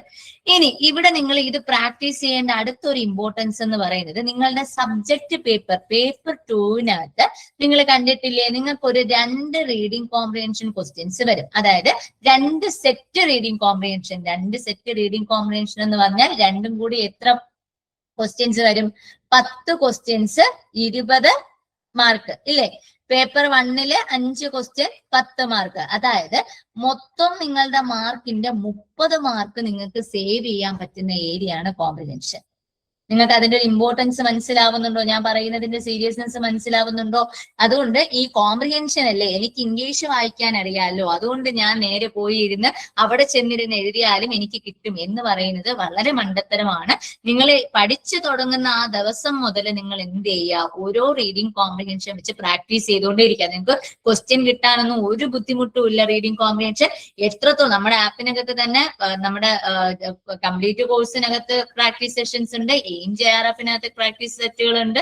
ഇനി അതല്ല നമ്മുടെ ഫുൾ ലെങ്ത് ടെസ്റ്റ് സീരീസിനകത്ത് വരുന്നുണ്ട്. നമ്മുടെ ഓരോ യൂണിറ്റ് വൈസ് റിവിഷൻ വരുമ്പം ആ ഓരോ റിവിഷൻ ടെസ്റ്റിനകത്തും ഓരോ റീഡിംഗ് കോംപ്രിഹെൻഷൻ വെച്ച് വരുന്നുണ്ട്. അപ്പൊ എത്രത്തോളം റീഡിംഗ് കോംപ്രിഹെൻഷൻ പ്രാക്ടീസ് ചെയ്യാൻ പറ്റുമോ അത്രത്തോളം നിങ്ങൾക്ക് മാർക്ക് സേവ് ചെയ്യാനായിട്ട് പറ്റും. കാരണം ചില യൂണിറ്റുകളൊക്കെ നമുക്ക് മാർക്ക് സ്കോർ ചെയ്യാൻ കുറച്ച് ബുദ്ധിമുട്ടായിരിക്കും. അപ്പൊ അതൊക്കെ നിങ്ങൾ ഈ കോമ്പൻസേറ്റ് ചെയ്യേണ്ടത് കോംപ്രിഹെൻഷൻ യൂണിറ്റിൽ നിന്നാണ്. Okay, നാലാമത്തതാണ് communication. കമ്മ്യൂണിക്കേഷൻ എന്ന് പറയുമ്പോൾ നമുക്കറിയാം, ഞാൻ എന്ത് പറഞ്ഞു, നിങ്ങൾ ഇതെല്ലാം കഴിഞ്ഞിട്ട് എവിടേക്കാ പോകുന്നത്, ആരാവാനാ പോകുന്നത്, ടീച്ചേഴ്സ് ആവാനാ പോകുന്നത് അല്ലെ. അപ്പം അങ്ങനെ പോകുന്ന സമയത്ത് ഏറ്റവും വേണ്ടുന്ന ഒരു ക്വാളിറ്റി അല്ലെങ്കിൽ ഫീച്ചർ എന്ന് പറയുന്നത് എന്താ? കമ്മ്യൂണിക്കേഷനാണ്. നമ്മുടെ പറയാൻ ഉദ്ദേശിക്കുന്ന കാര്യം അത് അതേ സെൻസിൽ അതേ ഡെപ്തിൽ മറ്റൊരാൾക്ക് പറഞ്ഞ് മനസ്സിലാക്കി കൊടുക്കുക എന്ന് പറയുന്നത് അത് ശരിക്കും ഒരു ആർട്ടാണെന്ന് ഞാൻ പറയും അല്ലെ, അല്ലെങ്കിൽ ഒരു ടാലന്റ് ആണ്. നമുക്ക് എല്ലാവർക്കും അത് പറ്റണം എന്നില്ല. നിങ്ങൾ കണ്ടിട്ടില്ലേ, ചിലപ്പം ചില ആൾക്കാര് PhD ഉണ്ടാകും, അല്ലെങ്കിൽ ഹയർ ക്വാളിഫിക്കേഷൻസ് ഉണ്ടാകും, പക്ഷെ അവരൊരു കാര്യം പറഞ്ഞ് മറ്റൊരാളെ മനസ്സിലാക്കിപ്പിക്കുക എന്ന് പറയുന്നത് ഭയങ്കര ബുദ്ധിമുട്ടായിരിക്കും. അപ്പൊ കമ്മ്യൂണിക്കേഷൻ സ്കിൽ എന്ന് പറയുന്നത് വളരെ ഇമ്പോർട്ടന്റ്. അപ്പൊ അതുമായിട്ട് ബന്ധപ്പെട്ടിട്ടാണ് നമുക്ക് ശരിക്കും ഈ ഒരു യൂണിറ്റിൽ വരിക. അപ്പൊ ഈ യൂണിറ്റിൽ ബേസിക് ആയിട്ടും ചോദിക്കുന്നത് എന്തൊക്കെയായിരിക്കും? നമ്മുടെ കമ്മ്യൂണിക്കേഷന്റെ ടൈപ്സ് എന്താണ്, ക്യാരക്ടറിസ്റ്റിക്സ് എന്താണ്, വെർബൽ നോൺ വെർബൽ എന്താണ്, കമ്മ്യൂണിക്കേഷൻ എന്തൊക്കെയാണ്, അതുപോലെ ബാരിയേഴ്സ് ടു കമ്മ്യൂണിക്കേഷൻ എന്തൊക്കെയാണ്, മാസ് മീഡിയ എങ്ങനെയാ വർക്ക് ചെയ്യുന്നത്, മാസ് മീഡിയയുമായിട്ട് ബന്ധപ്പെട്ട കാര്യങ്ങളൊക്കെയാണ് നാലാമത്തെ യൂണിറ്റിനകത്ത് ചോദിക്കാം. അപ്പോ ഇതിനകത്ത് ചെറിയൊരു അൺപ്രഡിക്റ്റബിലിറ്റി നേച്ചർ ഉള്ള ഒരു യൂണിറ്റ് ആണ് കമ്മ്യൂണിക്കേഷൻ എന്ന് പറയാം. ഇത്രയേ ഉള്ളൂ. ശരിക്കും സിലബസ് വൈസ് പഠിക്കാൻ നിങ്ങൾക്ക് ഇത്രയേ ഉള്ളൂ. ഇതിൽ പോലും നോക്കിയേ, verbal and non verbal communication നിങ്ങൾ പ്രത്യേകിച്ച് ഒരു ബുക്കും പേപ്പറും പേനയും എടുത്തിരുന്ന് പഠിക്കേണ്ട കാര്യമുണ്ടോ? നമ്മൾ പഠിപ്പിക്കും കേട്ടോ, ക്ലാസ് എടുക്കും എന്തായാലും. എന്നാലും ഞാൻ ജനറലി ചോദിക്കുക, verbal and non verbal communication അല്ലെങ്കിൽ ഒരു കമ്മ്യൂണിക്കേഷനെ അഫക്ട് ചെയ്യുന്ന തടസ്സങ്ങൾ എന്തൊക്കെയാണ്, ഒരു സ്മൂത്ത് ഫ്ലോ ഓഫ് കമ്മ്യൂണിക്കേഷനെ അഫക്ട് ചെയ്യുന്ന ബാരിയേഴ്സ് എന്തൊക്കെയാണ് എന്നുള്ളത് നിങ്ങൾ ഒരു ബുക്കും പേപ്പറും എടുത്തു വെച്ച് പഠിക്കേണ്ട ആവശ്യമുണ്ടോ? അതില്ലെങ്കിലും നിങ്ങൾക്ക് അതിൽ നിന്നൊരു ക്വസ്റ്റ്യൻ വന്നു കഴിഞ്ഞാൽ മിക്കവാറും നിങ്ങൾക്ക് എഴുതാനായിട്ട് പറ്റും. അപ്പൊ അവിടെ എന്താ പറ്റുന്നതെന്ന് വെച്ചാല് ഈ കമ്മ്യൂണിക്കേഷനകത്ത് അൺപ്രഡിക്റ്റബിൾ ആയിട്ടുള്ള രീതിയിലും കൂടെ ക്വസ്റ്റ്യൻസ് വരും. അതായത് ഇപ്പോൾ നിങ്ങൾക്ക് നോക്കിയാൽ അറിയാം, ക്വസ്റ്റ്യൻ പേപ്പേഴ്സ് നോക്കുമ്പോൾ നിങ്ങൾക്ക് മൂവീസിനെ കുറിച്ചിട്ട്, മാഗസിൻസിനെ കുറിച്ചിട്ട്, ന്യൂസ് പേപ്പേഴ്സിനെ കുറിച്ചിട്ട്, ദെൻ കമ്മ്യൂണിക്കേഷൻ തിയറീസ്, അതുപോലെ കമ്മ്യൂണിക്കേഷന്റെ മോഡൽസ്, മാസ് മീഡിയന്റെ തിയറീസ്, അങ്ങനെയുള്ള പുതിയ പുതിയ ഏരിയാസ് ഒത്തിരിയും എക്സ്പ്ലോർ ചെയ്യുന്ന ഏരിയയാണ് കമ്മ്യൂണിക്കേഷൻ. അപ്പൊ നിങ്ങൾ സിലബസ് പഠിക്കുന്നതിനോടൊപ്പം തന്നെ ഒരു പടി മുകളിൽ കമ്മ്യൂണിക്കേഷന്റെ ക്വസ്റ്റ്യൻസ് ചെയ്യണം. കാരണം എക്സ്ട്രാ ഇൻഫർമേഷൻസ് എത്രത്തോളം കമ്മ്യൂണിക്കേഷനിൽ കിട്ടുമോ അത്രത്തോളം നിങ്ങൾക്ക് നല്ലത്. അതുപോലെ തന്നെ ഈ കമ്മ്യൂണിക്കേഷന്റെ ക്വസ്റ്റ്യൻസ് ഒക്കെ പ്രാക്ടീസ് ചെയ്യും തോറും നിങ്ങൾക്ക് എന്ത് വരും, അത് ക്വസ്റ്റ്യൻസ് സോൾവ് ചെയ്യാനുള്ളൊരു നാക്ക് കിട്ടും. നമുക്ക് ഈവൻ ഇഫ് നമ്മൾ ഡയറക്ട്ലി പഠിച്ചിട്ടുള്ളതല്ല എങ്കിൽ പോലും നമുക്ക് ക്വസ്റ്റ്യൻ പ്രാക്ടീസിലൂടെ നമുക്ക് അതിന്റെ ആൻസർ ചെയ്യാനുള്ളൊരു നാക്ക് കിട്ടും. അപ്പൊ അങ്ങനെയാണ് കമ്മ്യൂണിക്കേഷൻ യൂണിറ്റിനെ നിങ്ങൾ ഡീൽ ചെയ്യേണ്ടത് കേട്ടോ. അൺപ്രഡിക്റ്റബിൾ ആയിട്ടുള്ള ക്വസ്റ്റ്യൻസിന് സാധ്യതകൾ ഉള്ള ഒരു യൂണിറ്റ് ആണ് കമ്മ്യൂണിക്കേഷൻ എന്ന് പറയാം. കാരണം അവർ എക്സ്പെരിമെന്റ് നടത്തുന്ന പുതിയ പുതിയ ഏരിയാസ് എക്സ്പ്ലോർ ചെയ്യുന്ന ടൈപ്പ് ഓഫ് ഒരു യൂണിറ്റ് ആണ് communication. Next is mathematical reasoning. Mathematical reasoning മാത്സിനെ പേടിയുള്ള എത്ര ആൾക്കാരുണ്ട് ഇവിടെ? മാത്സിനെ പേടിയുള്ള എത്ര ആൾക്കാരുണ്ട്?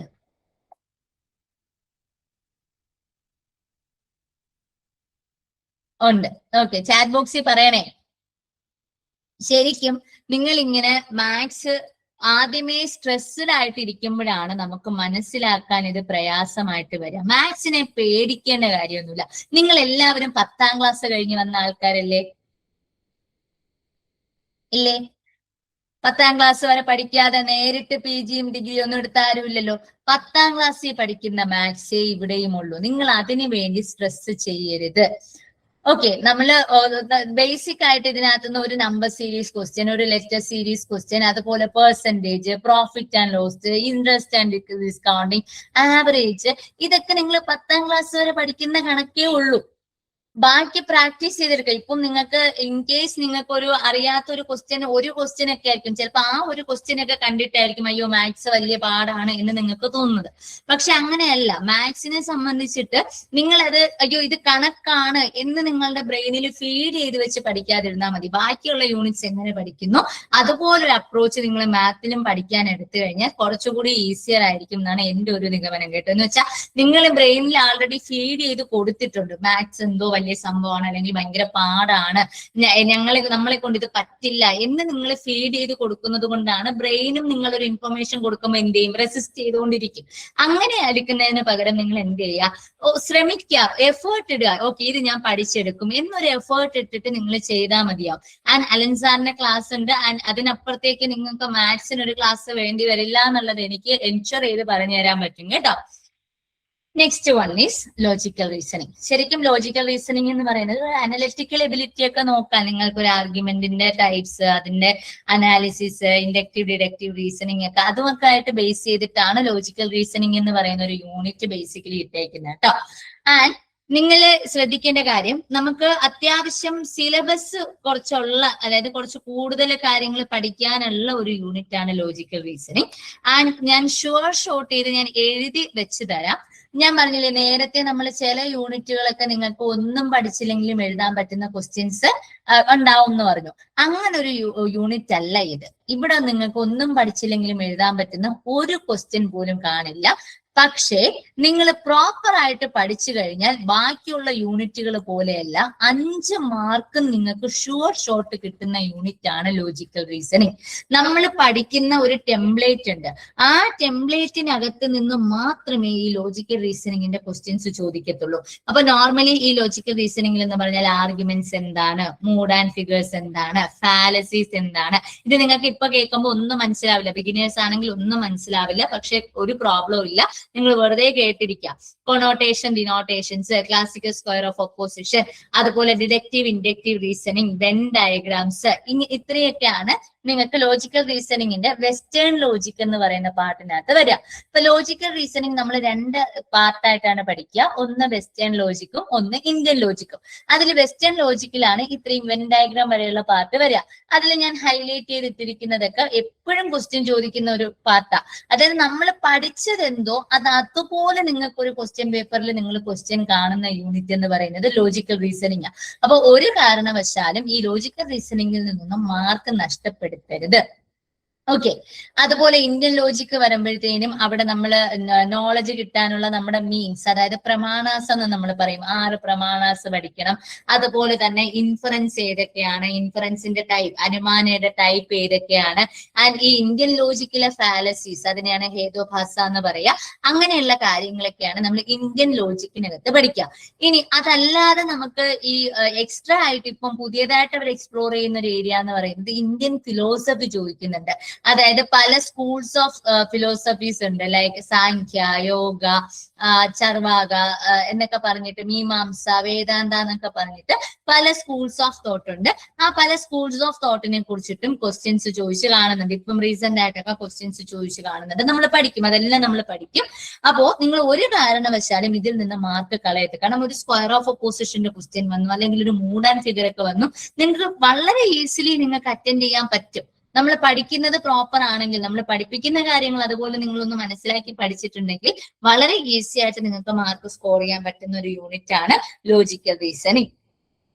പിന്നെ വരുന്നത് ഡേറ്റ ഇന്റർപ്രിറ്റേഷൻ. ഈ ഡേറ്റ ഇന്റർപ്രിറ്റേഷൻ എന്ന് പറഞ്ഞു കഴിഞ്ഞാൽ ആദ്യം ഒരു ടേബിൾ ഉണ്ടാകും. ആ ടേബിളിൽ കുറെ നമ്പേഴ്സ് ഉണ്ടാകും. ആ നമ്പേഴ്സ് വെച്ചിട്ട്, അല്ലെങ്കിൽ ആ ന്യൂമറിക്കൽസ്, ആ ഡേറ്റ വെച്ചിട്ട് അതിൽ നിന്നും നിങ്ങൾക്ക് ഒരു 5 ക്വസ്റ്റ്യൻസ് ഉണ്ടാകും. ആ ക്വസ്റ്റ്യൻസ് സോൾവ് ചെയ്യാന്ന് പറയുന്നതാണ് ഡേറ്റ ഇന്റർപ്രിറ്റേഷനിൽ ചെയ്യേണ്ടത്. അപ്പൊ ഇവിടെയും ഞാൻ പറഞ്ഞു, ഇപ്പൊ റീഡിംഗ് കോംപ്രിഹെൻഷനിൽ 5 ക്വസ്റ്റ്യൻ ഫിക്സഡ് ആയിട്ട് വരും എന്ന് പറഞ്ഞതുപോലെ ഡേറ്റ ഇന്റർപ്രിറ്റേഷനിലും 5 ക്വസ്റ്റ്യൻസ് ഫിക്സഡ് ആയിട്ട് ഉണ്ടാകും. അപ്പോ ഇതിനകത്ത് പലരും പേടിക്കുന്ന അടുത്തൊരു യൂണിറ്റ് ആണ് ഡേറ്റ ഇന്റർപ്രിട്ടേഷൻ എന്ന് പറയാം. നിങ്ങൾ ഒരു 4 or 5 സൈക്കിളിന്റെ ക്വസ്റ്റ്യൻ പേപ്പർ അനലൈസ് ചെയ്ത് കഴിഞ്ഞാൽ അല്ലെങ്കിൽ ക്വസ്റ്റ്യൻ പേപ്പേഴ്സ് ചെയ്ത് കഴിഞ്ഞാൽ അറിയാൻ പറ്റുന്നത് നമ്പേഴ്സ് മാത്രമേ മാറുന്നുള്ളൂ. ഇവർ ചോദിക്കുന്ന ക്വസ്റ്റ്യൻസ് എല്ലാം ഏകദേശം ഒരുപോലെയാ. അതായത് A is dash percentage of B, A is dash percentage more than B, A is dash percentage less than B. അതുപോലെ നമുക്കിപ്പോ ഒരു ടോട്ടൽ തന്നിട്ട് ഇവര് ഇപ്പം 2 കോളേജസിലെ സ്റ്റുഡൻസിന്റെ നമ്പർ തന്നിട്ട് അവരുടെ റേഷ്യോ എന്താണ്, അല്ലെങ്കിൽ റേഷ്യോ തന്നിട്ട് ഇവരുടെ ടോട്ടൽ എത്രയാണ്, ആവറേജ് എന്താണ്, ഇതേ കാര്യം തന്നെയാണ് റിപ്പീറ്റ് ചെയ്ത് എല്ലാ DI ക്വസ്റ്റ്യൻസിനും വരിക. അപ്പൊ നിങ്ങൾ DIയിലെ ക്വസ്റ്റ്യൻസ് അല്ല പഠിക്കേണ്ടത്, പാറ്റേണുകൾ പഠിക്കുക. ഇപ്പം dash percentage more than B, A is dash percentage more than B എന്ന് നിങ്ങൾ പഠിച്ചു കഴിഞ്ഞാൽ അങ്ങനെ വന്ന ഏതൊരു DI എടുത്താലും ആ ഒരു ക്വസ്റ്റ്യൻ നിങ്ങൾക്ക് ആൻസർ ചെയ്യാൻ പറ്റും. സോ അതാണ് ശരിക്കും ഡേറ്റ ഇന്റർപ്രിട്ടേഷൻ. അത് നിങ്ങൾ ഓരോ ഇൻഡിവിജ്വൽ ക്വസ്റ്റ്യൻ ആയിട്ട് കണ്ടു വരുമ്പോഴാണ് നമുക്ക് ആ ഒരു പേടി വരുന്നത്. ശരിക്കും ക്വസ്റ്റ്യൻസിലെല്ലാം ചോദിക്കുന്നത് ഒരേ കാര്യമാണ്. അപ്പൊ പഠിച്ചെടുക്കാൻ ഈസിയും അതുപോലെ മാർക്ക് സേവ് ചെയ്ത് വെക്കാൻ പറ്റുന്ന ഒരു ഏരിയ ആണ് ഡേറ്റ ഇന്റർപ്രിട്ടേഷൻ എന്ന് പറയാം. Next is ICT, information and communication technology. ഈ ഒരു യൂണിറ്റിനകത്ത് ശരിക്കും അവർ നോക്കുന്നത് നമ്മൾ ഉപയോഗിക്കുന്ന ടെക്നോളജിക്കൽ ആയിട്ടുള്ള കാര്യങ്ങളെ കുറിച്ചിട്ട് നമുക്കൊരു ധാരണയുണ്ടോ. നമ്മൾ ഇന്റർനെറ്റ് യൂസ് ചെയ്യുന്നുണ്ട്, ഇമെയിൽ യൂസ് ചെയ്യുന്നുണ്ട്, വൈഫൈ, ബ്ലൂടൂത്ത്, ആൻഡ്രോയിഡ് ഡിവൈസസ്, അതുപോലെ തന്നെ iOS ഡിവൈസസ്, അല്ലെങ്കിൽ കമ്പ്യൂട്ടേഴ്സ് യൂസ് ചെയ്യുന്നുണ്ട്. അങ്ങനെ നമ്മൾ ഉപയോഗിക്കുന്ന കാര്യങ്ങളെ കുറിച്ചിട്ട് നമുക്കറിയാവോ എന്നാണ് ഇവിടെ നോക്കുക. അപ്പോ ഇവിടെ ബേസിക് ആയിട്ട് സിലബസിൽ അവർ ഇത്രേ തന്നിട്ടുള്ളൂ. Abbreviations, basics of internet, intranet, email, digital initiatives, ICT governance, ഇത്തരത്തിലുള്ള കാര്യങ്ങളാണ് അവർ കൊടുത്തിരിക്കുന്നത്. പക്ഷെ മോസ്റ്റ്ലി ക്വസ്റ്റ്യൻസ് വരുന്ന ഏരിയ എന്ന് പറയുന്നത് കമ്പ്യൂട്ടേഴ്സിന്റെ types, like mainframe, minicomputer, supercomputer എന്നൊക്കെ പറഞ്ഞിട്ട് കമ്പ്യൂട്ടറിന്റെ ടൈപ്സ്, കമ്പ്യൂട്ടർ ജനറേഷൻസ് എല്ലാം ഇപ്പോഴും ചോദിക്കുന്ന ഒരു ക്വസ്റ്റ്യനാ. Then number system, binary, octal, hexadecimal എന്നൊക്കെ പറഞ്ഞിട്ട് നമ്പർ സിസ്റ്റം. മൈക്രോസോഫ്റ്റ് എക്സൽ ഇപ്പം ചോദിച്ച് കാണുന്നുണ്ട്, മിക്കവാറും എല്ലാ സൈക്കിളും ഒരു ക്വസ്റ്റ്യൻ കാണുന്നുണ്ട്. ദെൻ നെറ്റ്വർക്കിംഗ്, അതായത് LAN, WAN നിങ്ങൾ കേട്ടിട്ടുണ്ടായിരിക്കും, local area network, personal area network എന്നൊക്കെ പറഞ്ഞിട്ട് നെറ്റ്വർക്കിംഗ്. ഇൻപുട്ട് ഔട്ട്പുട്ട് ഡിവൈസസ്, കമ്പ്യൂട്ടറിന്റെ input output devices, memory units, ഇതൊക്കെയാണ് ബേസിക്കലി ICTക്കകത്ത് ചോദിക്കുക. അതുപോലെ ഇപ്പൊ AI-യുമായിട്ട് ബന്ധപ്പെട്ടിട്ടുള്ള കാര്യങ്ങൾ, നമ്മൾ ഇപ്പോഴത്തെ ടെക്നോളജിയുമായിട്ട് ബന്ധപ്പെട്ട കാര്യങ്ങളാണ് ICTക്കകത്ത് വരിക. വലിയ ഡിഫിക്കൽട്ട് ഒന്നുമല്ല, സുഖമായിട്ട് നമുക്ക് മാർക്ക് സ്കോർ ചെയ്യാൻ പറ്റുന്ന ഒരു യൂണിറ്റ് ആണ് 8ാമത്തെ യൂണിറ്റ് എന്ന് പറയാം. ദെൻ 9ാമത്തെ യൂണിറ്റ് എന്ന് പറയുന്നത് പീപ്പിൾ ഡെവലപ്മെന്റ് ആൻഡ് എൻവയോൺമെന്റ്. അവിടെ നമ്മൾ നോക്കുന്നത് നമ്മുടെ മെയിൻ ആയിട്ടും ക്വസ്റ്റ്യൻസ് വരുന്ന area millennium development and sustainable development goals. അത് അങ്ങനെ പഠിക്കണം, എല്ലാ ഷിഫ്റ്റിനും ക്വസ്റ്റ്യൻസ് ചോദിച്ച് കാണുന്നുണ്ട്. ദെൻ പൊല്യൂഷൻ ബേസ് ചെയ്തിട്ടുള്ള question, water pollution, soil pollution, noise pollution എന്നൊക്കെ പറഞ്ഞിട്ട് പൊല്യൂഷൻ ബേസ് ചെയ്തിട്ടുള്ള ക്വസ്റ്റ്യൻ. നാച്ചുറൽ ആൻഡ് എനർജി സോഴ്സസിനെ കുറിച്ചിട്ട് ക്വസ്റ്റ്യൻസ് വരാറുണ്ട്. ദെൻ കൺവെൻഷൻസ് ആൻഡ് പ്രോട്ടോകോൾസ്, നിങ്ങൾക്ക് അറിയായിരിക്കും, Kyoto protocol, Montreal protocol, Basel convention, Paris agreement എന്നൊക്കെ പറഞ്ഞിട്ട് ഫേമസ് ആയിട്ടുള്ള conventions and protocols related to environment ഒക്കെയാണ് ഈ ഒരു യൂണിറ്റിനകത്ത് വരിക. അപ്പൊ ഞാൻ ആൾറെഡി പറഞ്ഞു, നിങ്ങൾക്ക് നോർമലി ജനറൽ PSCക്കൊക്കെ ചോദിക്കുന്ന പോലെയുള്ള ഒരു ജനറൽ നോളജ് അല്ല, ബട്ട് സ്റ്റിൽ എന്തെങ്കിലും ഒരു കറണ്ട് അഫെയർ ഒക്കെ ചോദിക്കാൻ സാധ്യതയുണ്ടെങ്കിൽ അത് വരുന്നത് ഈ ഒരു പെർട്ടിക്കുലർ യൂണിറ്റിനകത്തായിരിക്കും. ഇപ്പം ലേറ്റസ്റ്റ് ആയിട്ട് നിങ്ങൾക്കൊരു സോളാർ കപ്പാസിറ്റി, ഇപ്പൊ ഇൻസ്റ്റാൾഡ് സോളാർ കപ്പാസിറ്റി എത്രയാണ്, നമ്മുടെ സ്റ്റേറ്റിന്റെ എത്രയാണ് എന്നൊക്കെ പറഞ്ഞിട്ട് ക്വസ്റ്റ്യൻസ് വരാം, അല്ലെങ്കിൽ സ്റ്റേറ്റ്സ് തമ്മിൽ കമ്പയർ ചെയ്യുക എന്ന് പറഞ്ഞൊരു ക്വസ്റ്റ്യൻസ് ഒക്കെ വരാം. അപ്പൊ അങ്ങനെ ഒരു കറണ്ട് അഫെയർ ഒക്കെ വരാൻ പറ്റുന്ന ഒരു യൂണിറ്റ് ആണ്. അപ്പൊ ഞാൻ നേരത്തെ പറഞ്ഞ പോലെ അൺപ്രഡിക്റ്റബിൾ ആയിട്ടുള്ള ക്വസ്റ്റ്യൻ, കമ്മ്യൂണിക്കേഷൻ പറഞ്ഞ പോലെ അൺപ്രഡിക്റ്റബിൾ ആയിട്ടുള്ള ക്വസ്റ്റ്യൻസ് വരാനുള്ള സാധ്യത കൂടുതലാണ്. അപ്പൊ നിങ്ങൾ ചെയ്യേണ്ട എന്താന്ന് വെച്ച് കഴിഞ്ഞാല്, നമ്മൾ പഠിക്കുന്ന നമുക്കറിയാവുന്ന ക്വസ്റ്റ്യൻസ് തെറ്റിക്കരുത്, അല്ലെങ്കിൽ അതിൽ നിന്ന് നിങ്ങൾക്ക് മാർക്ക് പോകരുത്. കാരണം 5 ക്വസ്റ്റ്യൻ ഉണ്ടെങ്കിൽ ചിലപ്പോൾ 2 നിങ്ങൾക്ക് ഒരു ഐഡിയയും ഇല്ലാത്തതായിരിക്കും. ഈ അറിയാവുന്ന ഒരു 3 ക്വസ്റ്റ്യൻ വന്നു കഴിഞ്ഞാൽ ആ 3 ക്വസ്റ്റ്യനും കൂടി നിങ്ങൾക്ക് സ്കോർ ചെയ്യാൻ പറ്റിയില്ലെങ്കിൽ നിങ്ങളുടെ കയ്യിൽ നിന്നത് പോകും. അപ്പൊ അങ്ങനെ ഒരിക്കലും ചെയ്യരുത്. എപ്പോഴും നിങ്ങൾ എന്ത് ചെയ്യുക, പഠിക്കുന്ന കാര്യങ്ങൾ പ്രോപ്പർ ആയിട്ട് ഈ യൂണിറ്റ്സിൽ നിന്ന് പഠിച്ചു വെക്കുക എന്നുള്ളത് വളരെയധികം ഇമ്പോർട്ടന്റ് ആണ്. And last unit is higher education system. അതിനകത്ത് നമ്മൾ പഠിക്കേണ്ടത് എന്തൊക്കെയാണ്, ആൻഷ്യൻ ഇന്ത്യൻ എഡ്യൂക്കേഷൻ സിസ്റ്റം എങ്ങനെയാ വർക്ക് ചെയ്തിരുന്നത്, ancient universities, committees and commissions related to higher educations. നിങ്ങൾക്കറിയാം, നമ്മുടെ എന്താ Radhakrishna commission, university education commission എന്നൊക്കെ പറഞ്ഞിട്ട് നമ്മൾ കമ്മിറ്റീസ് ആൻഡ് കമ്മീഷൻസ് പഠിക്കും. അതുപോലെ തന്നെ പിന്നെ എന്താ NEP 2020, അതുപോലെ ഹയർ എഡ്യൂക്കേഷൻ ഇൻസ്റ്റിറ്റ്യൂഷൻസിനെ കുറിച്ചിട്ട് ക്വസ്റ്റ്യൻസ് ഒത്തിരി വരാറുണ്ട്. Like AICTE, NCERT, CBSE, NIOS എന്നൊക്കെ പറഞ്ഞിട്ടുള്ള നമ്മുടെ ഹയർ എഡ്യൂക്കേഷൻ ഇൻസ്റ്റിറ്റ്യൂഷൻസിനെ കുറിച്ചിട്ട് ക്വസ്റ്റ്യൻ വരാറുണ്ട്. Then NEP 2020, national education policy 2020, എല്ലാ സൈക്കിളിലും ഇപ്പോൾ ഒരു ക്വസ്റ്റ്യൻ മസ്റ്റ് ആയിട്ടും വരുന്ന ഒരു ഏരിയ ആണ് ഹയർ എഡ്യൂക്കേഷൻ സിസ്റ്റം എന്ന് പറയാം. ആൻഡ് ഇതിലും കമ്മ്യൂണിക്കേഷൻ യൂണിറ്റ് പറഞ്ഞ പോലെ കുറച്ച് ക്വസ്റ്റ്യൻസ് അധികം ചെയ്ത് നമ്മൾ ഇൻഫർമേഷൻസ് കളക്ട് ചെയ്ത് വെക്കേണ്ട യൂണിറ്റുകളാണ് ഈ communication, people development, environment, higher education system എന്ന് പറയാം. കാരണം ക്വസ്റ്റ്യൻസിൽ നിന്ന് കൂടുതൽ ഇൻഫർമേഷൻസ് കളക്ട് ചെയ്ത് അതൊരു ക്രോണോളജിക്കലി അറേഞ്ച് ചെയ്ത് വെക്കുന്നതാണ് ഈ ഹയർ എഡ്യൂക്കേഷൻ സിസ്റ്റത്തിലൊക്കെ നല്ലൊരു സ്ട്രാറ്റജി എന്ന് പറയാം. ബേസിക് ആയിട്ടുള്ള കാര്യങ്ങൾ നമ്മൾ പഠിപ്പിക്കുന്നത് പഠിക്കുക, പ്ലസ് നിങ്ങളായിട്ട് ചെയ്യേണ്ട കുറച്ച് കാര്യങ്ങൾ എന്ന് പറഞ്ഞാൽ ഇപ്പം ചില യൂണിവേഴ്സിറ്റീസിന്റെ ഒക്കെ എസ്റ്റാബ്ലിഷിംഗ് ഇയർ വെച്ചിട്ട് അറേഞ്ച് ചെയ്യാൻ ചോദിക്കും, അല്ലെങ്കിൽ ആ സർട്ടൺ യൂണിവേഴ്സിറ്റീസിന്റെ ഇയർ വെച്ചിട്ട് എസ്റ്റാബ്ലിഷിംഗ് ഇയർ ഒക്കെ വെച്ച് ചോദിക്കും. അപ്പൊ നമ്മൾ ആ ഇൻഫർമേഷൻസ് നമ്മൾ ആ ക്വസ്റ്റ്യനിൽ നിന്നും അഡീഷണൽ ഇൻഫർമേഷൻസ് വെച്ചിട്ട് അതിനെ ഒരു ക്രോണോളജിക്കൽ ഓർഡർ ആക്കി മാറ്റാം. അങ്ങനെയാണ് നമ്മൾ സാധാരണ പഠിക്കേണ്ട ഒരു രീതി എന്ന് പറയുന്നത്. അപ്പൊ 10 യൂണിറ്റുകളും ക്ലിയർ ആണോ?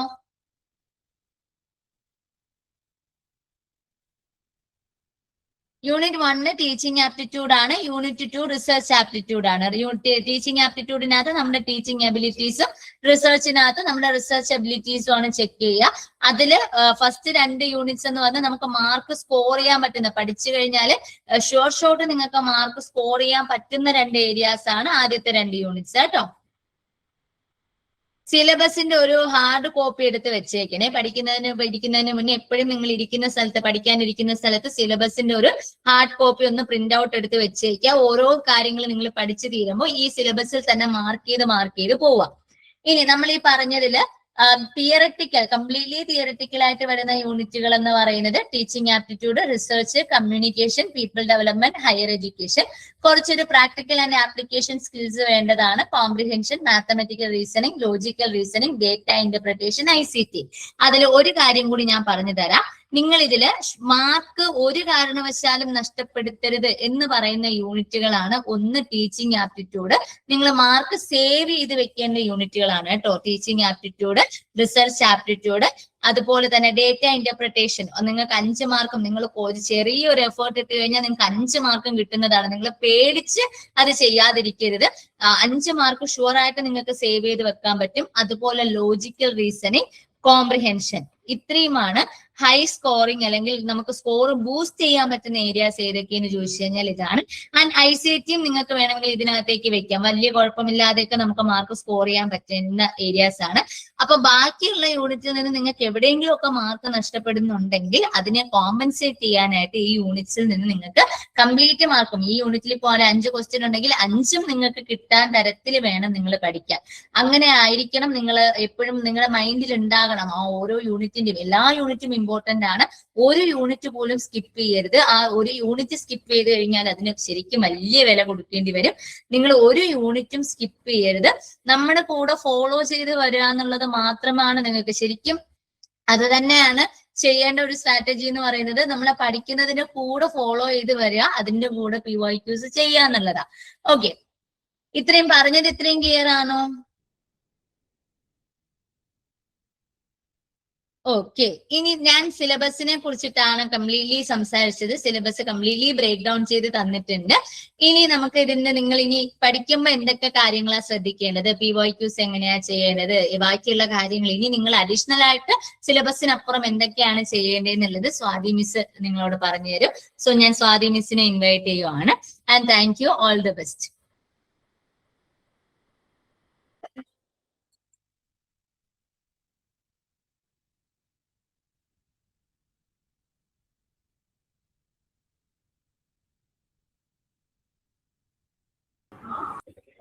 Thank you, Miss, and good evening, everyone.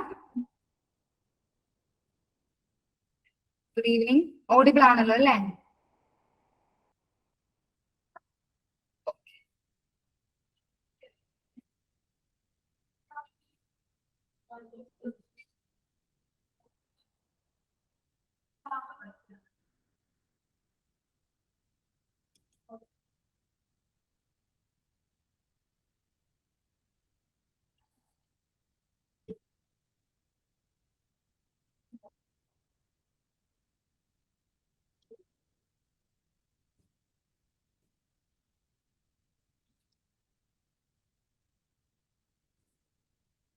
Okay, അപ്പൊ ഗുഡ് ഈവനിങ്.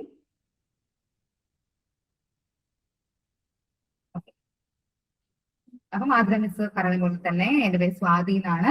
ഞാൻ നിങ്ങൾക്ക് പേപ്പർ 1 ഓൺലൈനിൽ ഒരു 3 units communication, people development and environment, higher education, ഈ 3 യൂണിറ്റ്സ് എടുക്കുന്ന ഞാനായിരിക്കും.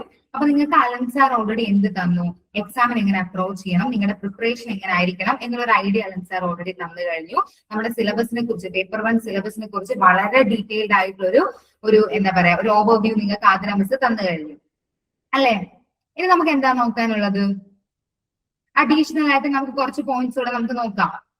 അതായത് നമ്മൾ സിലബസിലെ കാര്യങ്ങൾ പഠിച്ച് അല്ലെ, എങ്ങനെ നമ്മുടെ പ്രിപ്പറേഷൻ നിങ്ങൾ കുറച്ചുകൂടെ ഒന്ന് സ്മൂത്ത് ആക്കാനായിട്ട് എന്തൊക്കെ എക്സ്ട്രാ പോയിന്റ്സ് നിങ്ങൾ ശ്രദ്ധിക്കണം എന്നുള്ളത് എന്ത് ചെയ്യാം ഞാൻ പറയാം.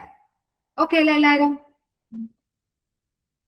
ഓക്കെ, അതിനു മുമ്പ് തന്നെ നിങ്ങൾ എല്ലാവരും എന്ത് ചെയ്യണം, സ്വയം ഒന്ന് കൺഗ്രാറ്റുലേറ്റ് ചെയ്യണം. കാരണം മാധുര മിസ് പറഞ്ഞ പോലെ തന്നെ നിങ്ങൾ ഓൾറെഡി എന്താണ് കറക്റ്റ് ടൈമിൽ തന്നെ, അല്ലെങ്കിൽ എന്താ പറയാ നോട്ടിഫിക്കേഷൻ വരുന്നതിന് മുമ്പ് തന്നെ നിങ്ങൾ എന്ത് ചെയ്തു, നിങ്ങളുടെ ഫസ്റ്റ് സ്റ്റെപ്പ് എടുത്ത് കഴിഞ്ഞു.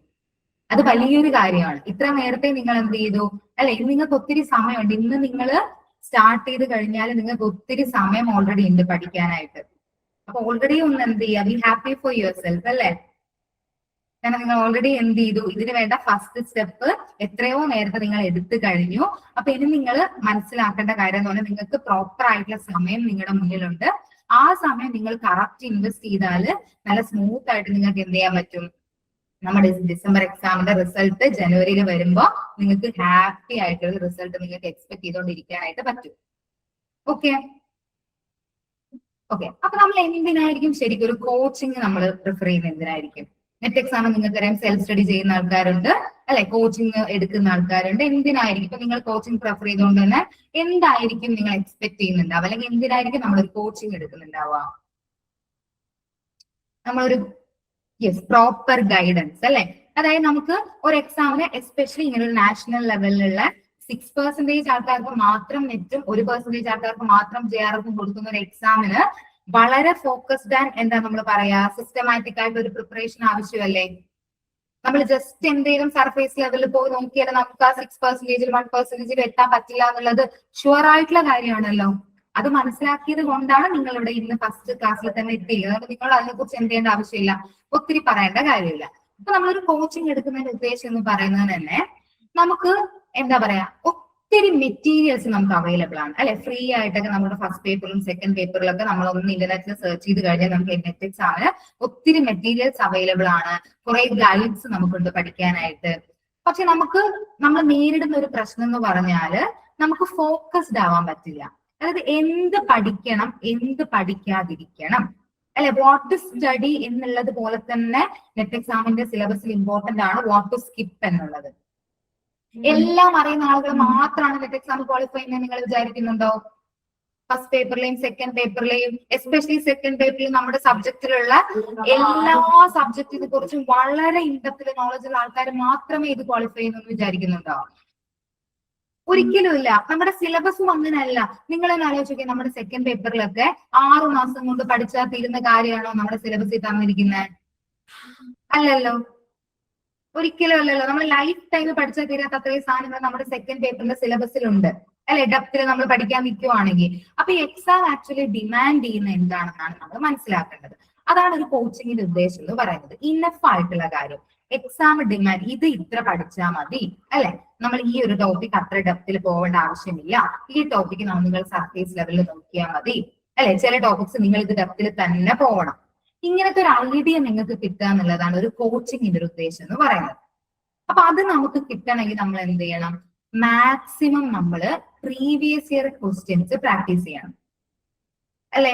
അങ്ങനെയല്ല നമുക്കിപ്പോ ഒരു യൂണിറ്റ് ഇപ്പം മിസ് തുടങ്ങിയത് ടീച്ചിങ് ആപ്റ്റിറ്റ്യൂഡ് ആണെങ്കിൽ അതിനകത്തുള്ള പ്രീവിയസ് ഇയർ ക്വസ്റ്റ്യൻ പ്രാക്ടീസ് ചെയ്യുമ്പോഴാണ് എന്തൊക്കെയാണ് ഇവർ റിപ്പീറ്റഡ് ആയിട്ട് ചോദിക്കുന്നത് അല്ലെ. നമ്മൾ എന്ത് ചെയ്താൽ മാത്രം പോരാ, മിസ് ഓൾറെഡി പറഞ്ഞു സിലബസ് മാത്രം പഠിച്ചുകൊണ്ട് ക്വാളിഫൈ ചെയ്യാൻ പറ്റുന്ന എക്സാം അല്ലല്ലോ ഇത്. പ്രീവിയസ് ഇയർ ക്വസ്റ്റ്യൻ നോക്കുമ്പോഴാണ് നമ്മൾ പഠിച്ച കോൺസെപ്റ്റിൽ നിന്നും ഏത് ലെവലിലാണ് ഇവർ ക്വസ്റ്റ്യൻ ചോദിക്കുന്നത് അല്ലെ, അല്ലെങ്കിൽ അത്രയൊക്കെ ക്വസ്റ്റ്യൻ ചോദിച്ചിട്ടില്ലേ, റിപ്പീറ്റ് ചെയ്യുന്ന ഏരിയ ആണോ ഇത് എന്നൊക്കെ നമുക്ക് മനസ്സിലാവുന്ന എപ്പോഴാണ് ഈ പ്രീവിയസ് ഇയർ ക്വസ്റ്റ്യൻ നോക്കുമ്പോഴല്ലേ. അപ്പൊ പ്രീവിയസ് ഇയർ ക്വസ്റ്റ്യൻ നോക്കേണ്ടത് പ്രാധാന്യം നിങ്ങൾക്ക് മനസ്സിലായില്ലേ. നമുക്കൊരു റൂട്ട് മാപ്പ് സെറ്റ് ചെയ്ത് തരുന്നത് യഥാർത്ഥത്തിൽ പ്രീവിയസ് ഇയർ ക്വസ്റ്റ്യൻ പേപ്പേഴ്സ് ആണ്. നമ്മൾ എത്രത്തോളം നിങ്ങൾ പ്രീവിയസ് ഇയർ ക്വസ്റ്റ്യൻസ് ചെയ്യുന്നു ടിൽ എക്സാം വരെ, അത്രയും എന്ത് ചെയ്യും, നിങ്ങളെ അത് എക്സാമിനെ ഹെൽപ്പ് ചെയ്യും. മനസ്സിലായോ? ഓക്കെ, ഇനി നോക്കി, ഞാൻ ഈ പ്രീവിയസ് ഇയർ ക്വസ്റ്റ്യൻ നോക്കുമ്പോഴാണ് നമുക്ക് എന്ത് മനസ്സിലാവുന്നത്, ഈ ഒരു എക്സാമിന്റെ പാറ്റേൺ എങ്ങനെയാണ്, നമ്മുടെ പേപ്പറിന്റെ ഡിഫിക്കൽട്ടി ലെവൽ എങ്ങനെയാണെന്ന് മനസ്സിലാക്കണേ. നമ്മൾ പ്രീവിയസ് ഇയർ ക്വസ്റ്റ്യൻ തന്നെ നോക്കണമല്ലോ. നമ്മൾ പഠിച്ചൊരു ടോപ്പിക്കിൽ നിന്നും ഏത് ഡിഫിക്കൽട്ടി ലെവലിലാണ് ക്വസ്റ്റ്യൻ വരുന്നതെന്ന് മനസ്സിലാക്കണമെങ്കിൽ നമ്മൾ പ്രീവിയസ് ഇയർ ക്വസ്റ്റ്യൻ പഠിക്കണം. ആൻഡ് ഹൈ yielding ടോപ്പിക്സ്, അതായത് ഏറ്റവും കൂടുതൽ റിപ്പീറ്റ് ചെയ്ത് വരുന്നത്, നമ്മുടെ പേപ്പർ 1 എടുക്കുവാണെങ്കിൽ നമ്മുടെ NEP അല്ലെ, പിന്നെ SDGs ആൻഡ് MDGs, പിന്നെ എന്താ പറയാ ലോജിക്കൽ റീസണിംഗിലെ square of opposition, mood and figure പോലത്തെ യൂണിറ്റ്സ്, ഒരു ടോപ്പിക്സ് ഒക്കെ എല്ലാ എക്സാമുകളിലും നമുക്ക് കാണാൻ പറ്റുന്നതാണ്. അപ്പൊ അത് നമ്മൾ സ്കിപ്പ് ചെയ്യാൻ പാടുണ്ടോ? അത്രയും തവണ റിപ്പീറ്റഡ് ആയിട്ട് ചോദിച്ചിരിക്കുന്ന ടോപ്പിക്സ് നമ്മൾ വളരെ വ്യക്തമായിട്ട് പഠിച്ചിട്ടല്ലേ പോകാൻ പാടുള്ളൂ. ഓക്കെ, അപ്പൊ അത് നമുക്ക് പ്രീവിയസ് ഇയർ ക്വസ്റ്റ്യൻ ചെയ്താൽ മനസ്സിലാവും. പിന്നെ ഇംപ്രൂവ് ടൈം മാനേജ്മെന്റ്. നിങ്ങൾ ശ്രദ്ധിച്ചില്ലേ, നമ്മുടെ ആപ്പിൽ എല്ലാ ടെസ്റ്റുകളും ടൈംഡ് ടെസ്റ്റുകളാണ്. എന്തിനാ ഇത് കൊടുത്തിരിക്കുന്നത്? എക്സാമിന് വേണ്ടിയിട്ട് നിങ്ങളെ ആദ്യമേ നമ്മൾ സ്വയം പ്രിപ്പയർഡ് ആയിട്ട് പോകണം അല്ലെ. നിങ്ങൾ ഏത് ടെസ്റ്റ് നിങ്ങൾ എടുക്കുന്നുണ്ടെങ്കിലും നിങ്ങൾ എന്ത് ചെയ്യുക, ടൈംഡ് ആയിട്ട് തന്നെ എടുക്കുക. ഇന്ന് മുതൽ നിങ്ങൾ അതൊരു 5 മിനിറ്റ് ഉള്ള അതായത് ഒരു 5 ക്വസ്റ്റ്യൻ ചെയ്ത് നോക്കുകയാണെങ്കിൽ പോലും ടൈം സെറ്റ് ചെയ്തെടുക്കുക. കാരണം നമുക്ക് നമ്മുടെ മനസ്സിലൊരു ധാരണ, ഇത്ര ടൈമേ എനിക്കുള്ളൂ, 5 ക്വസ്റ്റ്യൻ ചെയ്യാൻ എനിക്ക് 10 മിനിറ്റേ ഉള്ളൂ എന്നുള്ളൊരു ധാരണ നമ്മുടെ മനസ്സിൽ ആദ്യമേ വേണം. അപ്പൊ നമുക്ക് എന്ത് വരില്ല, എക്സാം ഹോളില് ഈ ഒത്തിരി സമയം എന്റെ പോയി അല്ലെ, ലാസ്റ്റ് ടൈമിൽ റഷിന്റെ ഒന്നും എന്ത് വരില്ല, ആ ഒരു ബുദ്ധിമുട്ട് നമുക്ക് അനുഭവിക്കേണ്ടി വരില്ല. പിന്നെ നിങ്ങൾ ഈ പ്രീവിയസ് ഇയർ ക്വസ്റ്റ്യൻസ് ചെയ്ത് കഴിയുമ്പോൾ, നമ്മൾക്ക് ഒരു 3-4 യൂണിറ്റ് ഒക്കെ കഴിയുമ്പോൾ നിങ്ങൾക്ക് മനസ്സിലാവും, നിങ്ങൾ എന്ത് ചെയ്യും, നിങ്ങൾക്ക് സബ്ജക്റ്റീവായിട്ട് ഓരോരുത്തരും എന്ത് ചെയ്തിട്ടുണ്ടാവും, ഒരു എക്സാം ഹോളിലുള്ള 3 മണിക്കൂറിനെ എങ്ങനെ മാനേജ് ചെയ്യണമെന്ന് നിങ്ങൾക്ക് ഒരു ഐഡിയ കിട്ടും. അതായത് ആദ്യം ഏത് യൂണിറ്റ്, ഏത് പേപ്പർ വെച്ച് തുടങ്ങണം, ഫസ്റ്റ് പേപ്പർ എടുക്കണോ, സെക്കൻഡ് പേപ്പർ വെച്ച് തുടങ്ങണോ, മാത്സിന് നിങ്ങൾ എത്ര ടൈം കൊടുക്കണം, റീഡിംഗ് കോമ്പ്രിഹെൻഷന് എത്ര ടൈം ഞാൻ കൊടുക്കണം, ലാസ്റ്റ് എല്ലാം എഴുതിയിട്ട് മൊത്തത്തിൽ ഒന്ന് ഓടിച്ച് വായിച്ചു നോക്കാനായിട്ട് എനിക്ക് എത്ര സമയം ബാക്കി ഉണ്ടാവും എന്നുള്ള ഒരു ഐഡിയ കുറെ പ്രീവിയസ് ഇയർ ക്വസ്റ്റ്യൻസ്, അതായത് ഫുൾ ലെങ്ത് ടെസ്റ്റുകൾ ചെയ്യുമ്പോൾ നിങ്ങൾക്ക് കിട്ടില്ലേ അല്ലെ? ഈ ഫുൾ ലെങ്ത് ടെസ്റ്റുകൾ ചെയ്യുമ്പോൾ ജസ്റ്റ് നമുക്ക് കാര്യങ്ങൾ, ഇങ്ങനത്തെ ഒത്തിരി കാര്യങ്ങളോട് അറിയാൻ വേണ്ടിയിട്ടാ, ജസ്റ്റ് നമ്മളെ ടോപ്പിക്ക് മനസ്സിലായെന്ന് നോക്കാൻ വേണ്ടിയിട്ട് മാത്രമല്ല. ആൻഡ് ദെൻ പിന്നെ എന്താണ്, self assessment and gap analysis. നമ്മൾ ഓരോ വട്ടം ടെസ്റ്റ് എടുക്കുമ്പോഴും നമ്മുടെ സ്കോർ ഇംപ്രൂവ് ആവുന്നുണ്ടോ, അല്ല ഇംപ്രൂവ് ആവുന്നുണ്ടെങ്കിൽ നമ്മൾ റൈറ്റ് ട്രാക്കിലാണ്. ഇനിയിപ്പോ നമ്മൾ ഇംപ്രൂവ് ആവുന്നില്ല, നമ്മൾ കുറെ നാളായിട്ട് ഒരേ സ്കോറിൽ തന്നെ നിൽക്കുകയാണ്, അല്ലെങ്കിൽ നമ്മൾ താഴോട്ട് പോവാണെങ്കിൽ നമുക്ക് എന്ത് മനസ്സിലാവും, നമ്മുടെ പ്രിപ്പറേഷനിൽ എന്തോ ഒരു തെറ്റ് വന്നിട്ടുണ്ട്. അപ്പൊ നമുക്ക് ഈ തെറ്റ് വന്നിട്ടുണ്ടോ ഇല്ലയോ എന്ന് മനസ്സിലാവണമെങ്കിൽ നമ്മൾ ഈ ടെസ്റ്റ് എടുത്ത് നോക്കണ്ടേ? അല്ലെങ്കിൽ നമ്മുടെ പ്രിപ്പറേഷൻ കറക്റ്റ് ആണോ, അതായത് ശരിയായ പാതയിലൂടെയാണോ പോകുന്നത്, അല്ലെങ്കിൽ നമ്മളത് തിരിച്ചറിയാതെ നമ്മൾ കണ്ടിന്യൂ ചെയ്തു പോവില്ലേ? അപ്പൊ ഇങ്ങനെ സ്വയം അസസ് ചെയ്യാനുള്ള, അനലൈസ് ചെയ്യാനുള്ള ഒരു വഴിയാണ് ഈ പ്രീവിയസ് ഇയർ ക്വസ്റ്റ്യൻ എന്ന് പറയുന്നത്. പിന്നെ ഗ്യാപ്പ് അനാലിസിസ്, അതെന്തായിരിക്കും ഉദ്ദേശിച്ചിട്ടുണ്ടാവുക, എന്ത് ഗ്യാപ്പ് ആയിരിക്കും ഇവിടെ അനലൈസ് ചെയ്യേണ്ടത്? നിങ്ങൾക്കറിയാം, നമുക്ക് ഓരോ കട്ട് ഓഫുകളില്ലേ അല്ലെ, നമുക്കിപ്പോ എന്ത് ചെയ്യുന്നു, ഇപ്പൊ പേപ്പർ 1 നിങ്ങൾ ഒരു 30 to 35 ക്വസ്റ്റ്യൻസ്, ഒരു 50 നിങ്ങൾക്ക് 30 മുതൽ 35 വരെ ക്വസ്റ്റ്യൻസ് നിങ്ങൾ സ്കോർ ചെയ്യുവാണെങ്കിൽ, അതായത് ശരിയാക്കുവാണെങ്കിൽ, നമുക്ക് നെറ്റിനും JRFിലും അടുത്ത് നമ്മൾ എത്തിയത് കാണിക്കുന്നത്.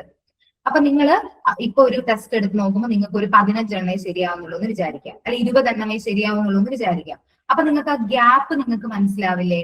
ഓക്കെ, 20 എണ്ണം ശരിയായി, ഇനി എനിക്ക് JRFിലോട്ടേക്ക് എത്തിക്കണമെങ്കിൽ യെസ്, നമ്മൾ എവിടെ നിൽക്കുന്നു, നമ്മൾ എവിടെ എത്തണം, അത് തന്നെ. Okay, very good.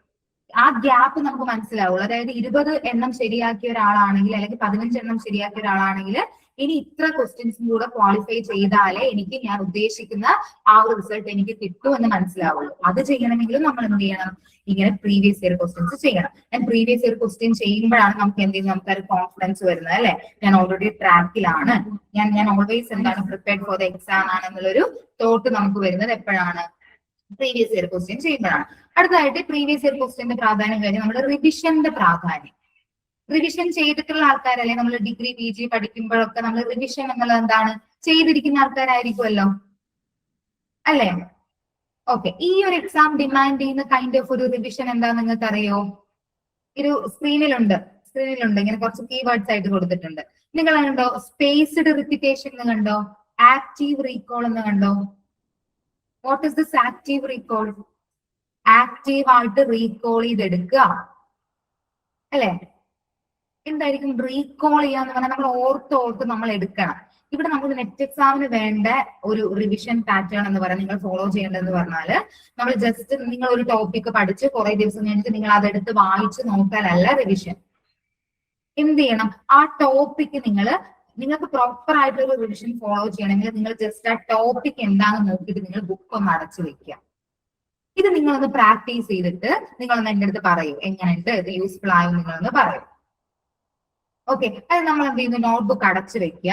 എന്നിട്ട് നമ്മൾ ഓൾറെഡി പഠിച്ചൊരു ടോപ്പിക്കാണ്, എന്നിട്ട് അതിൽ നിങ്ങൾക്ക് എന്തൊക്കെ ഓർമ്മയുണ്ടെന്ന് നിങ്ങളൊന്ന് ആദ്യം ഓർത്ത് നോക്കുക. നിങ്ങളൊന്ന് ആലോചിച്ച് നോക്കി, ഇപ്പൊ ഒരു പേജ് കണ്ട് ആദ്യമേ അതിനകത്തുള്ള കാര്യങ്ങൾ നോക്കി നമുക്ക് ഓർമ്മ വരൂലേ, ഇത് ഞാൻ പഠിച്ചത്.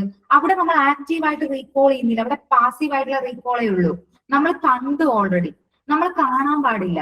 കാണാതെ അന്ന് ഞാൻ പഠിച്ച കാര്യങ്ങൾ എനിക്ക് എത്രത്തോളം ഓർത്തെടുക്കാൻ പറ്റുന്നുണ്ട്. കാരണം എന്താ, എക്സാം ഹോളിൽ നമ്മുടെ കയ്യിൽ നോട്ട് ഉണ്ടാവുമോ? എക്സാം ഹോളിൽ നമ്മളും നമ്മുടെ പ്രസൻസ് ഓഫ് മൈൻഡും നമ്മുടെ ബ്രെയിനും മാത്രമേ ഉള്ളൂ, അല്ലെ? അപ്പൊ അങ്ങനെ അവിടെ നമ്മൾ ചെയ്യുന്നതാണ് ഈ ആക്റ്റീവായിട്ട് ഓർത്തെടുക്കുക എന്നുള്ളത്. അതിന് നമ്മൾ നേരത്തെ തന്നെ നമ്മൾ പ്രിപ്പയർ ചെയ്ത് പോകണം. ആക്റ്റീവായിട്ട് ഇങ്ങനെ അതിനുള്ള ഏക വഴി എന്ന് വെച്ചാൽ ഒന്നുകിൽ നമ്മൾ എന്ത് ചെയ്യാം, ഇങ്ങനെ ഈ നിങ്ങൾ നോക്കാതെ ആ ടോപ്പിക്കിൽ, ഇപ്പൊ ഫോർ എക്സാമ്പിൾ NEP 2020 നിങ്ങൾ പഠിച്ചു, ഒരു 5 ദിവസം കഴിഞ്ഞിട്ട് നിങ്ങൾ റിവൈസ് ചെയ്യുവാണെങ്കിൽ അതിന്റെ ബുക്ക് തുറന്ന് നോക്കാതെ NEP 2020 നിങ്ങൾക്ക് എന്തൊക്കെ ഓൾറെഡി ഓർമ്മയുണ്ട് എന്നുള്ളത് ഒന്നുകിൽ ഓർത്തെടുക്കുന്നത് പറഞ്ഞു നോക്കുക. നമ്മൾ അങ്ങനെയൊക്കെ പഠിക്കില്ലേ, ഒരാൾക്ക് പറഞ്ഞ് പഠിപ്പിച്ചു കൊടുക്കുന്ന പോലൊക്കെ.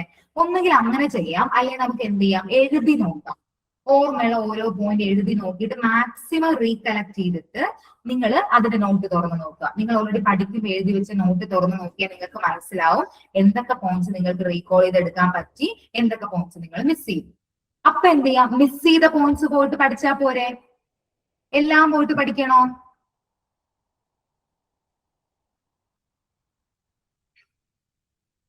അല്ലെ, മിസ് ചെയ്ത പോയിന്റ്സ് മാത്രം പോയിട്ട് പഠിച്ചാൽ മതിയല്ലോ. മനസ്സിലായോ ആക്റ്റീവ് റീകോളിന്റെ പ്രാധാന്യം എന്താന്നുള്ളത് നമ്മുടെ നെറ്റ് എക്സാമില്? അപ്പം നമ്മൾ കുറെ കാര്യങ്ങൾ ഓർത്തെടുത്താൽ നമ്മുടെ കോൺഫിഡൻസ് നന്നായിട്ട് ബൂസ്റ്റ് ആവും. ഓക്കെ, അപ്പൊ ഇത്രയും കാര്യങ്ങൾ എനിക്ക് ഓർമ്മയുണ്ട്, അല്ലെ? ഇനിയിപ്പോ കുറച്ച് നമുക്ക് 1-2 പോയിന്റ്സ് ഓർമ്മയുള്ളെങ്കിൽ നമ്മൾ ആ ടോപ്പിക് ഒന്നുകൂടെ ശ്രദ്ധിച്ച് പഠിക്കും. മനസ്സിലായോ ആക്റ്റീവ് റീകോളിന്റെ പ്രാധാന്യം? പിന്നെ സ്പേസ്ഡ് റിപ്പിറ്റേഷൻ എന്തായിരിക്കും? നിങ്ങളൊന്ന് ആലോചിച്ച് നോക്കേ, ഇന്ന് പഠിച്ചൊരു കാര്യം നാളെ റിവൈസ് ചെയ്യുമ്പോൾ നിങ്ങൾക്ക് ഓർമ്മയുണ്ടാവോ? സ്വാഭാവികമായ ഒരു രീതിയിൽ യൂഷ്വലി മനുഷ്യന്മാർക്ക് നമുക്ക് ഓർമ്മയുണ്ടാവും. അപ്പൊ അങ്ങനെ ചെയ്താൽ അത് ഒരു ആക്റ്റീവ് ആയിട്ട് ഒരു പ്രോപ്പർ റിവിഷൻ ആവുമെന്ന് തോന്നുന്നുണ്ടോ? ഇന്ന് പഠിച്ച കാര്യം നാളെ റിവൈസ് ഇല്ല, സ്പേസ് വേണം, ഗ്യാപ്പ് വേണം. ഇന്ന് പഠിച്ചൊരു കാര്യം ഒരു 2 ദിവസം കഴിഞ്ഞിട്ട് റിവിഷൻ ചെയ്യുക. ആ റിവിഷൻ എന്ന് പറഞ്ഞ് ഞാൻ തൊട്ടു മുമ്പ് പറഞ്ഞ രീതിയിൽ റിവിഷൻ ചെയ്യാം, ഓർത്തെടുക്കുക. മനസ്സിലായോ? എന്നിട്ട് അതെന്ത് ചെയ്യാം, അത് പിന്നെ ഒരു 5 ദിവസം കഴിഞ്ഞിട്ട് പിന്നെ റിപ്പീറ്റഡ് ആയിട്ട് ഒരു റിവിഷൻ ചെയ്യാം. ഇങ്ങനെ ചെയ്യുമ്പോഴല്ലേ നമുക്ക് എന്ത് ചെയ്യുള്ളൂ, നമുക്ക് ഇത്രയും ഗ്യാപ്പ് വന്നിട്ടും ഞാൻ ഓർത്തിരിക്കുന്നുണ്ടോ എന്ന് മനസ്സിലാവുള്ളൂ. നല്ല ക്ലിയർ ആയിട്ട് പഠിച്ചൊരു കോൺസെപ്റ്റ് ആണെങ്കിൽ നിങ്ങൾക്ക് കുറച്ചധികം ഗ്യാപ്പ് വന്നാലും അത് ഓർത്തെടുക്കാനായിട്ട് പറ്റും. മനസ്സിലായോ? സ്പേസ്ഡ് റിപ്പിറ്റേഷൻ മനസ്സിലായോ? അപ്പൊ ജസ്റ്റ് ഒരു നമ്മള് എന്താ പറയുക, ഇതുവരെ പഠിച്ച എക്സാമുകൾക്കുള്ള ഒരു റിവിഷന്റെ രീതി അല്ല ഇതിനുള്ളത്, മനസ്സിലായല്ലോ? ആക്റ്റീവ് ആയിട്ട് ഓർത്തെടുക്കണം. നിങ്ങൾ നിങ്ങളുടെ ബ്രെയിനിനെ ഇപ്പോഴേ ട്രെയിൻ ചെയ്ത് പോവുക. ആൻഡ് സ്പേസ്ഡ് ആയിട്ട് എന്ത് ചെയ്യാം, ഈ 2 പോയിന്റ് ഒന്ന് നോട്ട് ചെയ്യണേ. സ്പേസ്ഡ് ആയിട്ടുള്ള റിപ്പീറ്റഡ് ആയിട്ടുള്ള റിവിഷൻ ആണ് നമുക്ക് ഇതിന് ആവശ്യം. ഓക്കെ, ആൻഡ് ഇതിന് നമുക്ക് നോക്കാം, നമ്മുടെ ഈ ഒരു എന്താ പറയാ സക്സസിലുള്ള റോഡ് മാപ്പിൽ നമുക്ക് ആവശ്യമുള്ളത് ഫസ്റ്റ് പോയിന്റ് ആയിട്ട് പറഞ്ഞിട്ടുള്ള സ്റ്റഡി ദ ടോപ്പിക്. ആദ്യം അതും നമ്മൾ ഇവിടെ തന്നെ എന്താ പറയാന്ന് വെച്ചാൽ ക്വാണ്ടിറ്റിക്കല്ല, നമ്മുടെ ക്വാളിറ്റിക്കാണ് പ്രാധാന്യം കൊടുക്കേണ്ടത്. നിങ്ങൾ കുറെ ടോപ്പിക് സർഫേസ് ലെവലിൽ പഠിച്ചിട്ട് കാര്യമില്ല. നിങ്ങളൊരു 10 ടോപ്പിക് സർഫേസ് ലെവലിൽ പഠിക്കുന്നതിനേക്കാളും നിങ്ങൾക്ക് ഗുണം ചെയ്യുന്നത് 3-5 ടോപ്പിക് ഇൻഡെപ്ത് ആയിട്ട് പഠിക്കുന്നതാ. മനസ്സിലായോ? അത് നിങ്ങൾ തന്നെ ആലോചിച്ച് നോക്കിയേ. 10 ടോപ്പിക്ക് വെറുതെ സർഫേസ് ലെവലിൽ നോക്കുന്നതാണ് നെറ്റ് എക്സാമിന് നന്നാവുക, അല്ലെങ്കിൽ 3-5 ടോപ്പിക്ക് ഏത് തരത്തിൽ ചോദിച്ചാലും നമുക്ക് ആൻസർ ചെയ്യാൻ രീതിയിൽ പഠിക്കുന്നതാണോ? സെക്കൻഡ് അപ്രോച്ച് അല്ലേ? കാരണം എന്താ, സർഫേസ് ലെവലിൽ പഠിച്ചാൽ എങ്ങനെ ചോദിച്ചാലും നമുക്ക് ഉത്തരം എഴുതാൻ പറ്റില്ല. പക്ഷെ ഈ ഒരു 5 ടോപ്പിക്ക് നിങ്ങൾ എന്ത് ചെയ്യുന്നു, വളരെ ഡെപ്തിൽ പഠിച്ചാൽ അതിൽ നിന്നും എന്ത് ക്വസ്റ്റ്യൻ ചോദിച്ചാലും എന്ത് ചെയ്യാൻ പറ്റും, നിങ്ങൾക്ക് എഴുതാനായിട്ട് പറ്റും. നമ്മൾ എക്സാം ഹോളിൽ നമുക്ക് ഒരു സങ്കടം വരുന്നൊരു കാര്യം എന്ന് വെച്ചാൽ പഠിച്ച ടോപ്പിക്കിൽ നിന്ന് എഴുതാൻ പറ്റിയില്ലെങ്കിൽ സങ്കടം വരൂലേ?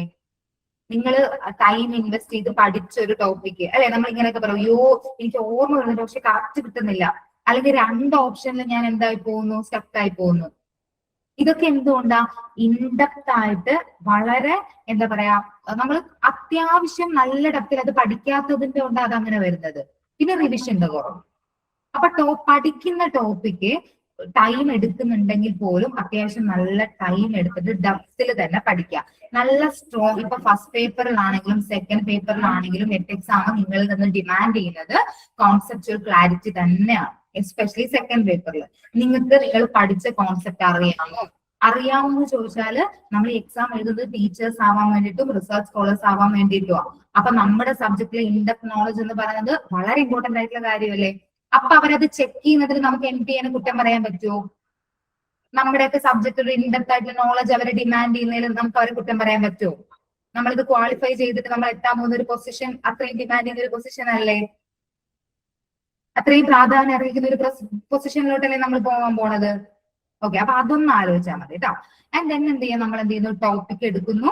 അതിൽ നിന്ന് നമ്മൾ ആ ടോപ്പിക്കിൽ നിന്നുള്ള പ്രീവിയസ് ഇയർ ക്വസ്റ്റ്യൻസ് നമ്മൾ ചെയ്യുന്നു.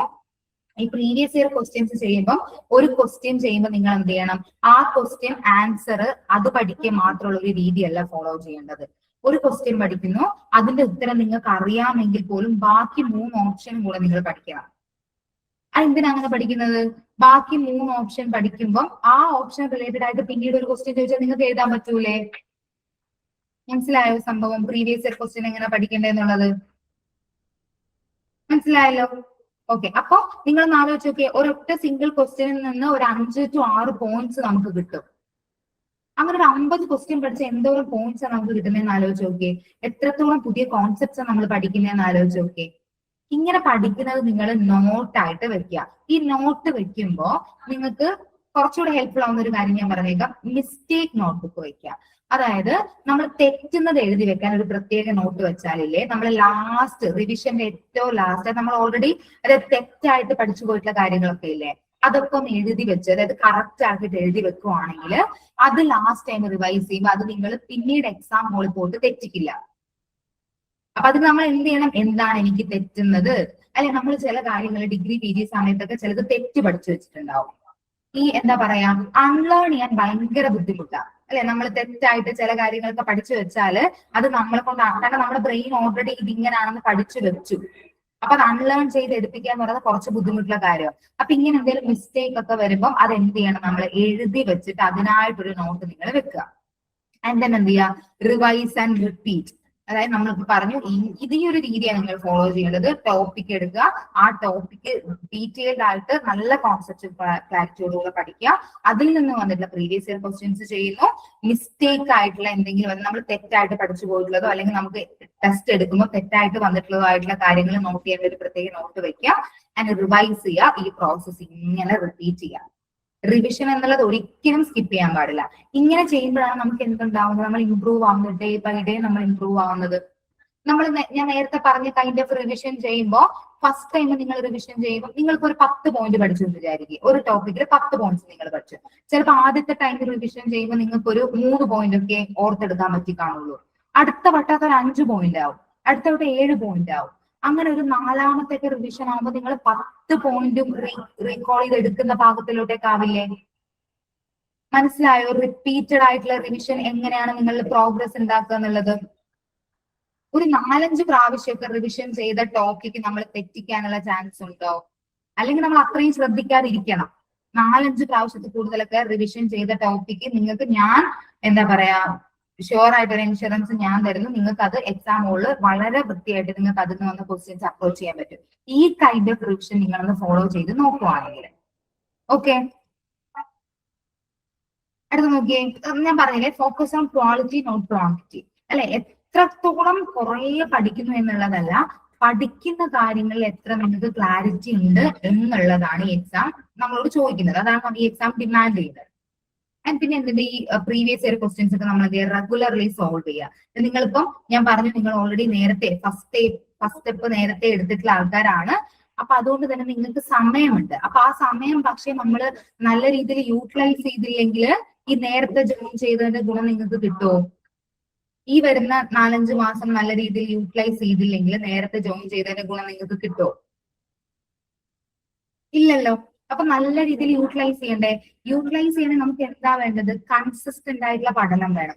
ഒരു ദിവസം ഒരു 8-9 മണിക്കൂർ നമ്മൾ പഠിക്കുന്നു, അടുത്ത 2 ദിവസം നമ്മൾ എന്ത് ചെയ്യുന്നു? പഠിക്കാതിരിക്കുന്നു. ആ ഒരു കൈൻഡ് ഓഫ് എന്താ പറയുക ലേണിംഗ് സ്ട്രാറ്റജിയേ അല്ല ഇതിന് വേണ്ടത്. നിങ്ങൾ അരമണിക്കൂറാണ് ഒരു ദിവസം പഠിക്കുന്നതെങ്കിൽ അത് എല്ലാ ദിവസവും അരമണിക്കൂർ പഠിക്കാം. മനസ്സിലായോ? കൺസിസ്റ്റൻസിയുടെ ഇമ്പോർട്ടൻസ്. ഈ ട്രാക്കിൽ നിന്നും ഔട്ട് ആവാതിരിക്കാം. എന്ന് വെച്ചാൽ നമ്മൾ ഭയങ്കര എക്സോസ്റ്റഡ് ഒക്കെ ആവുമ്പോൾ നമുക്ക് എന്ത് ചെയ്യും? 1-2 ദിവസം നമുക്ക് ഫുൾ ബ്രേക്ക് എടുക്കാം. കാരണം നമ്മള് ഇപ്പൊ എന്താ പറയുക എക്സാമുകളൊക്കെ അടുത്തൊരു നവംബർ സമയമൊക്കെ ആകുമ്പോൾ നമ്മൾ ഒത്തിരി പഠിച്ച് നമ്മളിങ്ങനെ എന്താവും കുറെ പ്രീവിയസ് ഇയർ ക്വസ്റ്റ്യൻ ഒക്കെ ചെയ്തിട്ട് നിങ്ങൾക്ക് തന്നെ തോന്നും എന്ത് എനിക്ക് കുറച്ചൊരു 2 ദിവസം റെസ്റ്റ് വേണം തോന്നുമ്പോൾ നമുക്ക് റെസ്റ്റ് ഒക്കെ കൊടുക്കാം. ഒത്തിരി സ്വയം എന്ത് ചെയ്യാനും പാടില്ല? സ്ട്രെസ്ഡ് ആക്കാനായിട്ടും പാടില്ല. ഓക്കെ, ആൻഡ് ബാക്കി സൈഡിലെ കാര്യങ്ങളൊക്കെ നമ്മൾ ഓൾറെഡി പറഞ്ഞു. Understand the concept behind every answer, use PYQs to predict important topics, consistency with PYQs. അതാണ് എന്ത് തരുന്നത്? Confidence in exam. അല്ലെ, നിങ്ങളൊന്ന് ആലോചിച്ച് നോക്കി, നിങ്ങൾ എക്സാം ഹോളിൽ പോകുമ്പോൾ നമ്മൾ ഈ പഠിച്ച് റിവൈസ് ചെയ്ത് പഴകിയിട്ടുള്ള നോട്ട്ബുക്ക് ഒക്കെ കാണുമ്പോൾ ഭയങ്കര കോൺഫിഡൻസ് തോന്നാറുണ്ടോ? ഇത്രയും ഞാൻ പഠിച്ചതാണ് അല്ലെ. നമ്മളിങ്ങനെ വായിച്ച് പഴകിയ നോട്ട്ബുക്ക് ഒക്കെ തരുന്ന ഒരു കോൺഫിഡൻസ് ഒന്നും വേറെ ഒന്നും തരൂല. നിങ്ങൾക്ക് പഠനം, നിങ്ങളുടെ പ്രിപ്പറേഷൻ നിങ്ങൾക്ക് തരുന്ന കോൺഫിഡൻസ് ഒരിക്കലും ഫേക്ക് അല്ല. പിന്നെ നിങ്ങൾ എന്ത് ചെയ്യും? അതായത് നമ്മുടെ ആപ്പിലൊക്കെ നിങ്ങൾ എടുത്ത ടെസ്റ്റുകൾ അവിടെ എന്താ പറയാ റെക്കോർഡഡ് ആയിരിക്കും. അപ്പൊ എക്സാമിന്റെ സമയത്തൊക്കെ ഇല്ലേ നമ്മൾ അതൊക്കെ എടുത്ത് നോക്കുമ്പോൾ അപ്പൊ ഇത്രയൊക്കെ ഞാൻ അറ്റൻഡ് ചെയ്തിട്ടുണ്ട്, കുറെ ടിക്ക് മാർക്സ് അല്ലെ നമുക്ക് ആപ്പിൽ പെർസെന്റേജ് കാണിക്കും, ഇത്ര പെർസെന്റേജ് നിങ്ങൾ യൂസ് ചെയ്തു എന്നുള്ളത് കാണിക്കും. അതൊക്കെ ഒരു ഈ നമ്മൾ ആലൻ സാർ പറഞ്ഞിട്ടില്ല, ഒരു 80%, 70%-ഒക്കെ മേലെ ആണെങ്കിൽ അതൊക്കെ നമുക്ക് ഭയങ്കര കോൺഫിഡൻസ് തരുന്നത്. ഇത്രയും ഞാൻ പഠിച്ചിട്ടുണ്ട് അല്ലെ. നമുക്ക് ഒരു അവസ്ഥ വരും എക്സാമിനോടൊക്കെ അടുക്കുമ്പോൾ ചിലപ്പോൾ മൊത്തമായിട്ട് ഒരു ബ്ലാങ്ക് ആയി പോണ പോലൊക്കെ തോന്നും, അയ്യോ ഞാനൊന്നും പഠിച്ചിട്ടില്ല എന്നൊക്കെ തോന്നും. അപ്പൊ നമ്മുടെ കയ്യിൽ പ്രൂഫ് ഉണ്ട് അല്ലെ, ഞാൻ പഠിച്ചു, എന്റെ കയ്യിൽ ഞാൻ എഴുതി പഠിച്ച നോട്ട് ഉണ്ട് അല്ലെ, ഞാൻ റിവൈസ് ചെയ്ത് പഴകിയ നോട്ട്ബുക്ക് എന്റെ കയ്യിലുണ്ട്. ഇതൊക്കെ തരുന്ന ഒരു കോൺഫിഡൻസിനെ ഫേക്ക് ചെയ്യാൻ പറ്റുമോ? ഇതൊക്കെ തരുന്ന കോൺഫിഡൻസ് വളരെ വലുതായിരിക്കില്ലേ? മനസ്സിലായോ? Okay, and PYQs don't repeat but patterns do. അപ്പൊ പ്രീവിയസ് ഇയർ ക്വസ്റ്റ്യൻസ് നമ്മൾ ചെയ്യുമ്പോൾ നിങ്ങൾ ഒരിക്കലും എക്സ്പെക്ട് ചെയ്യരുത് ഇത് തന്നെ നേരെ ചോദിക്കുമെന്ന്. ആ പാറ്റേൺ പഠിക്കാൻ വേണ്ടിയിട്ടാണ് നമ്മൾ ചെയ്യുന്നത്, കോൺസെപ്റ്റ് പഠിക്കാൻ വേണ്ടിയിട്ടാണ് ചെയ്യുന്നത്. എങ്ങനെ ഇവര് പ്രീവിയസ് ഇയർ ക്വസ്റ്റ്യൻസ് ചോദിക്കുന്നു, അല്ലെങ്കിൽ എങ്ങനെയാണ് ഇവരൊരു കോൺസെപ്റ്റിൽ നിന്നും ക്വസ്റ്റ്യൻ ചോദിക്കുന്നതെന്ന് അറിയാൻ വേണ്ടിയിട്ടാണ് നമ്മൾ ഒരു പ്രീവിയസ് ഇയർ ക്വസ്റ്റ്യൻ ചെയ്യുന്നത്. And the more you practise the more predictable you become. അല്ലെ, നിങ്ങൾ എത്രത്തോളം പ്രാക്ടീസ് ചെയ്യുന്നോ അത്രയും നന്നായിട്ട് നിങ്ങൾക്ക് എന്ത് ചെയ്യാൻ പറ്റും? നിങ്ങൾക്ക് പ്രഡിക്റ്റ് ചെയ്യാൻ പറ്റില്ല എക്സാം എങ്ങനെ ആയിരിക്കും എന്നുള്ളത്. ഇപ്പൊ നമ്മളിപ്പോ എന്താ പറയാ, ഇപ്പൊ ഒരു ഏത് ലോജിക്കൽ റീസണിംഗ് ഒരു യൂണിറ്റ് എടുക്കുന്നു, അതിനകത്ത് നമുക്ക് AIMJRF എന്നൊരു കോഴ്സ് ഉണ്ട്, അത് നമുക്ക് 20 ടെസ്റ്റുകൾ ഉണ്ട്. 20 ടെസ്റ്റുകളും വ്യക്തമായിട്ട് പഠിച്ച ഒരാള് എന്താ പറയാ എക്സാമിന് ലോജിക്കൽ റീസണിംഗ് എന്ന് പറയുന്ന യൂണിറ്റിനെ പേടിക്കോ? ചെറിയൊരു ടെൻഷൻ ഉണ്ടാവും എന്നല്ലാണ്ട് അയ്യോ ഇത് എന്ത് ചോദിക്കും എന്നുള്ളൊരു ഡൗട്ട് ഉണ്ടാവില്ലല്ലോ. കാരണം ഓൾറെഡി ചോദിച്ചതൊക്കെ നമ്മൾ പഠിച്ചു കഴിഞ്ഞു. അപ്പൊ എത്രത്തോളം പ്രീവിയസ് ഇയർ ക്വസ്റ്റ്യൻ പഠിക്കുന്നോ അത്രത്തോളം നിങ്ങൾ എക്സാമിന്റെ എന്താ പറയാ ആ ഒരു റിസൾട്ടിലേക്ക് അടുത്തടുത്ത് പോവാ ചെയ്യുന്നത്. ആൻഡ് ഇതിലുള്ള കാര്യങ്ങളോട് നമുക്ക് ഒന്ന് പറഞ്ഞിട്ട് കൺക്ലൂഡ് ചെയ്യാം. നിങ്ങൾക്ക് എന്തുണ്ടാവും? Clear goal and purpose. അതായത് നിങ്ങൾക്ക് ഓൾറെഡി ഇതിലാണ് നിങ്ങളുടെ വന്നിരിക്കുന്നത്, അതിനനുസരിച്ച് ഇത് ഓൾറെഡി മെൻഷൻ ചെയ്തിട്ടുണ്ട്. നിങ്ങൾ എന്ത് ചെയ്യാം? ഇടയ്ക്കിടയ്ക്ക് നിങ്ങളൊന്ന് റിമൈൻഡ് ചെയ്യുക, എന്തുകൊണ്ട് ഞാനിത് ചൂസ് ചെയ്തു. നെറ്റ് നേടിക്കഴിഞ്ഞാൽ അല്ലെങ്കിൽ JRF നേടിക്കഴിഞ്ഞാലുള്ള ആഫ്റ്റർ ലൈഫ്, ആഫ്റ്റർ നിങ്ങളുടെ കരിയറിൽ ഉണ്ടാകുന്ന, അതായത് ഒരു ഗ്രോത്തും ഇല്ലെങ്കിൽ നമ്മൾ ഇങ്ങനെ ഒരു എന്താ പറയാ പ്രിപ്പറേഷന് വേണ്ടിയിട്ട് മുതിർന്നു വരൂല്ലല്ലോ അല്ലെ. നിങ്ങൾ എല്ലാവരും കൂടെ വന്നിരിക്കുന്നത് ഇത് എന്റെ ലൈഫിൽ എന്തെങ്കിലും ഒരു എന്റെ കരിയറിൽ എന്തെങ്കിലും ഒരു ചേഞ്ച് ഉണ്ടാക്കും എന്നുള്ള പ്രതീക്ഷ ഉള്ളത് കൊണ്ടല്ലേ ഈ കോച്ചിങ് നിങ്ങൾ എടുത്തിരിക്കുന്നത് അല്ലേ? ഡെഫിനറ്റ്ലി അല്ലെ, നമുക്ക് എന്ത് സംശയമുള്ളത് അല്ലെ. അപ്പൊ അത് നമ്മൾ സ്വയം ഇടയ്ക്കിടയ്ക്ക് ഓർമ്മിപ്പിക്കുക, എന്തുകൊണ്ട് ഞാൻ ഇവിടെ ഇരിക്കുന്നു, എന്തുകൊണ്ട് ഇത്രയും ടൈം ഇൻവെസ്റ്റ് ചെയ്ത് ഞാനിതിന് വന്നു. അപ്പൊ അത് വെറുതെ ആവാൻ പാടില്ല അല്ലെ. ഓൾറെഡി ഇത്രയും ടൈം ഞാൻ ഇൻവെസ്റ്റ് ചെയ്തു, അത് വെറുതെ ആവാൻ പാടില്ല എന്നോർക്കുക. റിമൈൻഡ്, നിങ്ങൾക്ക് നിങ്ങളുടേതായിട്ടുള്ള സ്ട്രോങ് ആയിട്ടുള്ള വാലിഡ് റീസൺസ് ഉണ്ടാവും ഈ എക്സാം ക്വാളിഫൈ ചെയ്യാൻ. അതൊന്ന് സ്വയം ഇടയ്ക്കിടയ്ക്ക് ഓർമ്മിപ്പിക്കുക. എത്ര പ്രിപ്പറേഷൻ എത്ര ടഫ് ആണെങ്കിലും ആ ഒരു thought, why I'm here എന്നുള്ളൊരു തോട്ട് നിങ്ങളുടെ ഉള്ളിൽ എപ്പോഴും നിങ്ങളെ ബൂസ്റ്റ് ചെയ്യാനുണ്ടെങ്കിൽ അതിന് വലിയ ഫയർ ഒന്നും നിങ്ങൾക്ക് പിന്നെ വേറെ വേണ്ട അല്ലെ. അത് നിങ്ങളെ ഇൻട്രിൻസിക്കലി മോട്ടിവേറ്റ് ചെയ്തോളും, വൈ യു ആർ ഹിയർ എന്നുള്ള ഒരു സാധനം. ആൻഡ് എന്ത് ചെയ്യുക, സ്മാർട്ട് ആയിട്ടൊരു സ്റ്റഡി സ്ട്രാറ്റജി നമുക്ക് വേണം. അതായത് നമ്മൾ ഒത്തിരി ഓവർലോഡ് ചെയ്യാതിരിക്കുക. ഫോർ എക്സാമ്പിൾ നമ്മളിപ്പോ എന്ത് പറയുന്നു, നിങ്ങൾ സെറ്റ് ചെയ്യാൻ പോകുന്ന പ്ലാന് പ്രാക്ടിക്കൽ ആയിരിക്കുക അതായത് ഞാൻ ഇന്നത്തെ ദിവസം കൊണ്ട് ഞാൻ ഇത്രയും കവർ ചെയ്യുന്നൊക്കെ പറഞ്ഞിട്ട് വളരെ ഇമ്പോസിബിൾ ആയിട്ട് ഒരു പ്ലാൻ ഒന്നും സെറ്റ് ചെയ്യാതിരിക്കുക. നമ്മളെ കൊണ്ട് പറ്റുന്നത് പോലെ ചെറിയ ചെറിയ ടോപ്പിക്സ് ഒക്കെ ലിസ്റ്റ് ചെയ്ത് പഠിച്ചു തുടങ്ങിയാൽ മതി. പതിയെ പതിയെ എന്ത് ചെയ്യുക, ആ ടോപ്പിക്സിന്റെ എണ്ണം കൂട്ടുക, പഠിക്കുന്ന അവേഴ്സിന്റെ എണ്ണം കൂട്ടുക.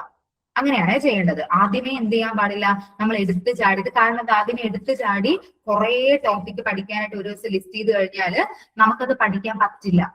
അപ്പൊ നമ്മുടെ കോൺഫിഡൻസ് താഴെ എന്ത് ചെയ്യും, അതേപോലെ തന്നെ താഴെ പോകും. ചെറിയ ചെറിയ ടോപ്പിക് ആകുമ്പോൾ നമ്മളത് പഠിക്കും അല്ലെ.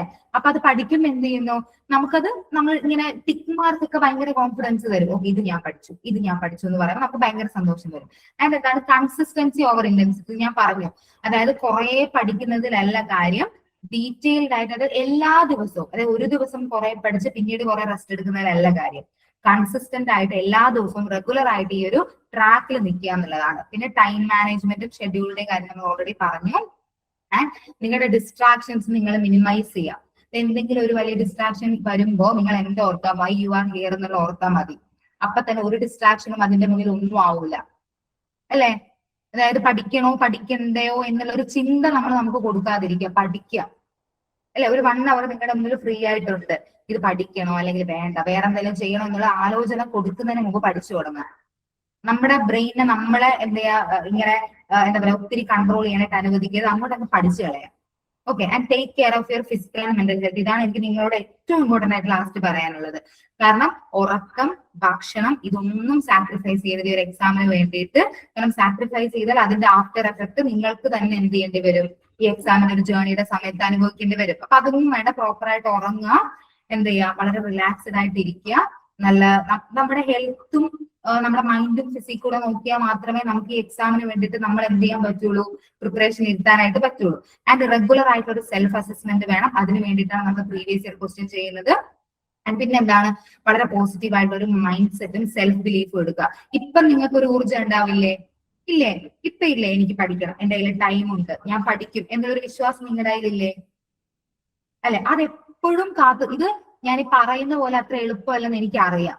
ഈ ഒരു സെൽഫ് ബിലീഫ്, ഇങ്ങനെ എന്താ പറയാ പോസിറ്റീവ് ആയിട്ടുള്ള മൈൻഡ് സെറ്റ്, നിങ്ങൾ കുറെ എന്താ പറയാ ഡൗട്ടിങ് ആയിട്ടുള്ള ക്വസ്റ്റ്യൻസ്, ഞാൻ എന്താ പറയാ പഠിക്കണോ കിട്ടുമോ എന്നുള്ള ക്വസ്റ്റ്യൻസ് നിങ്ങളുടെ പ്രിപ്പറേഷൻ ചെയ്യണതിൽ വരും. അപ്പോഴൊക്കെ എന്ത് ചെയ്യാം, ഒന്ന് റിലാക്സ്ഡ് ആയിട്ടൊന്ന് ഇരുന്ന് റെസ്റ്റ് വേണമെങ്കിൽ റെസ്റ്റ് കൊടുത്തിട്ട് വൈ ആൻഡ് ഹിയർ എന്നുള്ളത് ചിന്തിക്കാം. അപ്പൊ നിങ്ങൾ എന്ത് ചെയ്യും, നിങ്ങൾ ഓൾറെഡി ബൂസ്റ്റ് കയറിയിട്ട് നിങ്ങൾ പൊക്കോളും. And learn from mistakes. നമുക്ക് പഠിക്കുമ്പോൾ നമുക്ക് മിസ്റ്റേക്ക് വരുത്താം. പ്രീവിയസ് ഇയർ ക്വസ്റ്റ്യൻസ് ആപ്പിൽ ചെയ്യുമ്പോൾ നമുക്ക് മിസ്റ്റേക്ക് വരുത്താം, ഇറ്റ്സ് ഓക്കെ. അപ്പൊ നിങ്ങൾ ചിന്തിക്കേണ്ടത്, പ്രീവിയസ് ഇയർ ക്വസ്റ്റ്യൻസ് ഒക്കെ ചെയ്യുമ്പോൾ എന്താ പറയാ, നമുക്ക് മാർക്ക് കുറയുമ്പോൾ നിങ്ങൾ ടെൻഷൻ ആവാൻ പാടില്ല. കാരണം ആപ്പില് മിസ്റ്റേക്ക് വരുത്തുന്നതാണോ പ്രശ്നം, എക്സാം ഹോളിൽ പോയിട്ട് മിസ്റ്റേക്ക് വരുത്തുന്നതാണോ പ്രശ്നം? നമ്മളിപ്പോ ആപ്പിൽ ടെസ്റ്റ് എടുക്കുമ്പോ അല്ലെങ്കിൽ പ്രിപ്പറേഷൻ സമയത്ത് മിസ്റ്റേക്ക് വരുത്തുന്നത് ഓക്കെ അല്ലേ? കാരണം മിസ്റ്റേക്ക് തന്നാല് അത് നമ്മൾ മിസ്റ്റേക്ക് വരുത്തിയാൽ നമുക്കിവിടെ ടൈം ഉണ്ട്, എന്ത് മാറ്റി പഠിക്കാനുള്ള ടൈം അവിടെ ഉണ്ട്. അപ്പൊ ഒരു ക്വസ്റ്റ്യൻ തെറ്റിയാൽ നിങ്ങൾ ടെൻസ്ഡ് ആവരുത്. നിങ്ങളിവിടെ എന്ത് ചെയ്യാം, ഈ ക്വസ്റ്റ്യൻ ഈ ക്വസ്റ്റ്യൻ റിലേറ്റഡ് ആയിട്ട് എന്ത് എക്സാമിന് ചോദിച്ചാലും ഞാനത് തെറ്റിക്കില്ല, ആ രീതിയിൽ പഠിക്കുക. അതാണ് ലേൺ ഫ്രം മിസ്റ്റേക്സ് എന്ന് പറയുന്നത്. And discipline today, freedom tomorrow. അപ്പോ എന്താ പറഞ്ഞതെന്ന് വെച്ചാൽ ഇതിന് വളരെ സ്ട്രാറ്റജിക്കൽ ആയിട്ടുള്ള ഒരു പ്ലാൻ നമുക്ക് ആവശ്യമുണ്ട്. വളരെ ഡിസിപ്ലിൻഡ് ആയിട്ട് പ്രാക്ടിക്കൽ എന്നുള്ള ടേം ഞാൻ എടുത്തു പറയുന്നത്, ആദ്യം തന്നെ നമുക്ക് എന്ത് ചെയ്യും, നമുക്ക് കുറെ ഞാൻ പഠിക്കും അങ്ങനെ ഒരു സാധനം നമുക്ക് വരും അല്ലെ. ഒരു 10 ടോപ്പിക് ഒക്കെ ഒരു ദിവസം കവർ ചെയ്ത് കളയാം എന്നുള്ള രീതിയൊക്കെ നമുക്ക് വരും. അങ്ങനൊന്നും നിങ്ങളെ ഒത്തിരി എന്ത് ചെയ്യണ്ട, സ്ട്രെസ് ചെയ്തിരുത്തണ്ട. നമുക്ക് പോസിബിൾ ആയിട്ടുള്ള കുഞ്ഞു ടോപ്പിക്സ് കവർ ചെയ്തുകൊണ്ട് തുടങ്ങിയാൽ മതി. ഓക്കെ, അപ്പൊ നമ്മൾ കുറച്ച് കാര്യങ്ങൾ എക്സാം റിലേറ്റഡ് ആയിട്ടുള്ളത് പറഞ്ഞു കഴിഞ്ഞു. അപ്പൊ നിങ്ങൾ എന്ത് ചെയ്യാം, പിന്നെ നേരത്തെ അലക്സ് സാറും ആദിലക്സ് ഒക്കെ പറഞ്ഞ പോലെ തന്നെ റെഗുലർ ആയിട്ട് ഇനി കണ്ട ഈ ഒരു സന്തോഷവും ആവേശവും ഒക്കെ എക്സാം തലേ ദിവസം, അതായത് എക്സാം നിങ്ങൾ പോകുന്നതിന്റെ തലേ ദിവസം വരെ നിങ്ങൾ ഉണ്ടാവണം. അതുണ്ടാവും ഞങ്ങൾ പ്രതീക്ഷിക്കുന്നു. ഞങ്ങളുടെ ഭാഗത്തു നിന്നുള്ള എല്ലാ കൈൻഡ് ഓഫ് സപ്പോർട്ടും നിങ്ങൾക്ക് ഉണ്ടാവും. അപ്പൊ നമുക്ക് എന്ത് ചെയ്യാം, ഉടനെ തന്നെ അടുത്ത ക്ലാസ് മുതൽ നമ്മൾ ക്വസ്റ്റ്യൻ കണ്ടന്റിലോട്ടേക്ക് പോകും. വൈകാതെ നമ്മൾ എന്ത് ചെയ്യുന്നു, പതിയെ നമ്മൾ പേപ്പർ 1ന്റെ ട്രാക്കിലാവുന്നു. എന്നിട്ട് നമ്മൾ എന്ത് ചെയ്യുന്നു, സിലബസ് പഠിക്കുന്നു. ടോപ്പിക് വൈസ് നമ്മൾ പ്രീവിയസ് ഇയർ ക്വസ്റ്റ്യൻസ് ചെയ്യുന്നു അല്ലെ. എല്ലാ ടോപ്പിക്കിന് ശേഷം നമ്മൾ റിവിഷൻ ചെയ്യുന്നു. ലൈവ് മാരത്തോൺ സെഷൻസ് ഉണ്ടാവുന്നു അല്ലെ. മാരത്തോൺ സെഷൻസ് ഉണ്ടാവുന്നു. നിങ്ങൾ എക്സാം എഴുതുന്നു, ക്വാളിഫൈ ചെയ്യുന്നു, നമ്മൾ എല്ലാവരും ഹാപ്പി ആവുന്നു, പോകുന്നു. ഓക്കെ, സെറ്റല്ലേ?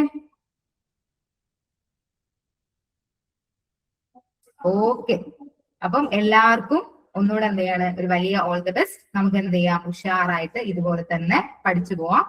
And thank you every one. Thank you miss. ഒരൊറ്റ കാര്യം കൂടി ഒന്ന് പറഞ്ഞോട്ടെ. നിങ്ങൾ എല്ലാവരും ആപ്പ് ഇൻസ്റ്റാൾഡ് ആണല്ലോ അല്ലെ? എല്ലാവരുടെ കയ്യിലും ആപ്പ് ഉണ്ടെന്ന് വിശ്വസിക്കുന്നു. അപ്പോ നിങ്ങൾ അടുത്ത ക്ലാസ്സിലേക്ക് വരുമ്പോ നമ്മുടെ ആ എയിം JRF ടെസ്റ്റ് സീരീസ് എന്ന് പറയുന്ന ഒരു സെക്ഷൻ ഉണ്ടാകും. ശ്രദ്ധിച്ച് കേൾക്കണേ. എയിം JRF ടെസ്റ്റ് സീരീസ് എന്ന് പറഞ്ഞൊരു സെക്ഷൻ ഉണ്ടാകും. അതിനുള്ളില് പ്രീവിയസ് ഇയർ ക്വസ്റ്റ്യൻസ് ഡിസംബർ 2025 എന്ന് പറഞ്ഞ ഒരു 11 ക്വസ്റ്റ്യൻസിന്റെ ഒരു സെറ്റ് ഉണ്ടാകും. അതില് set 1 aim JRF test series, അതില് പ്രീവിയസ് ഇയർ ക്വസ്റ്റ്യൻസ് ഡിസംബർ 2025, അതില് ഒന്നാമത്തെ സെറ്റ് 1 എന്ന് കൊടുത്തിട്ടുണ്ടാകും. ആ ഒരു സെറ്റ് ഒരു 50 ക്വസ്റ്റ്യൻസ് 100 മാർക്സിനാണ്. നിങ്ങൾ മാർക്ക് ഒന്നും കണ്ട് വറീഡ് ഒന്നും ആവണ്ട. ജസ്റ്റ് വെറുതെ ഒന്ന് എടുത്തിട്ട് വരിക. നിങ്ങൾ വേറെ ഒന്നും ചിന്തിക്കേണ്ട. ക്വസ്റ്റ്യൻ വായിക്കുക. നിങ്ങൾക്ക് അറിയാമെന്നുള്ളതാണെങ്കിൽ അറിയുന്നത് വെച്ച് ചെയ്യുക. അറിയില്ലെങ്കിലും ഒരു ക്വസ്റ്റ്യൻ പോലും സ്കിപ്പ് ചെയ്യാതെ എല്ലാ ക്വസ്റ്റ്യനും അറ്റൻഡ് ചെയ്തിട്ട് അടുത്ത ക്ലാസ്സിലേക്ക് വരിക. നമുക്കത് ഡിസ്കസ് ചെയ്യാം. എങ്ങനെയാണ് ക്വസ്റ്റ്യൻസ് പഠിക്കേണ്ടത്, എങ്ങനെയാണ് ക്വസ്റ്റ്യൻസ് വരുന്നത് എന്നൊക്കെ പറഞ്ഞു തരാം. അപ്പൊ അതിനു മുന്നേ നമ്മൾ എവിടെ നിൽക്കുന്നു, നമ്മൾ ഇപ്പം വെറുതെ ഒരു എക്സാം എഴുതി കഴിഞ്ഞാൽ നമ്മുടെ ഒരു പോയിന്റ് എന്താണ്, നമ്മൾ എവിടെയാ നിൽക്കുന്നതെന്നൊക്കെ നമുക്കറിയണ്ടേ. അപ്പൊ അതിന് വേണ്ടിയിട്ടാ നിങ്ങൾ പാനിക് ഒന്നും ആവണ്ട. ഈ ഒരു മാർക്ക് വെച്ചിട്ട് നമുക്ക് പിന്നീട് നമുക്ക് എത്രത്തോളം ഇമ്പ്രൂവ്മെന്റ് ഉണ്ടായി എന്നും നമുക്ക് തന്നെ മനസ്സിലാക്കാൻ പറ്റും കേട്ടോ. അതിന് വേണ്ടിയിട്ട് എടുത്തിട്ട് വരുമല്ലോ. ഓക്കെ, അപ്പോ എല്ലാവർക്കും ഓൾ ദി ബെസ്റ്റ്. നമുക്ക് ഇനിയും ഒരുമിച്ച് കാണാം. And thank you. Good night.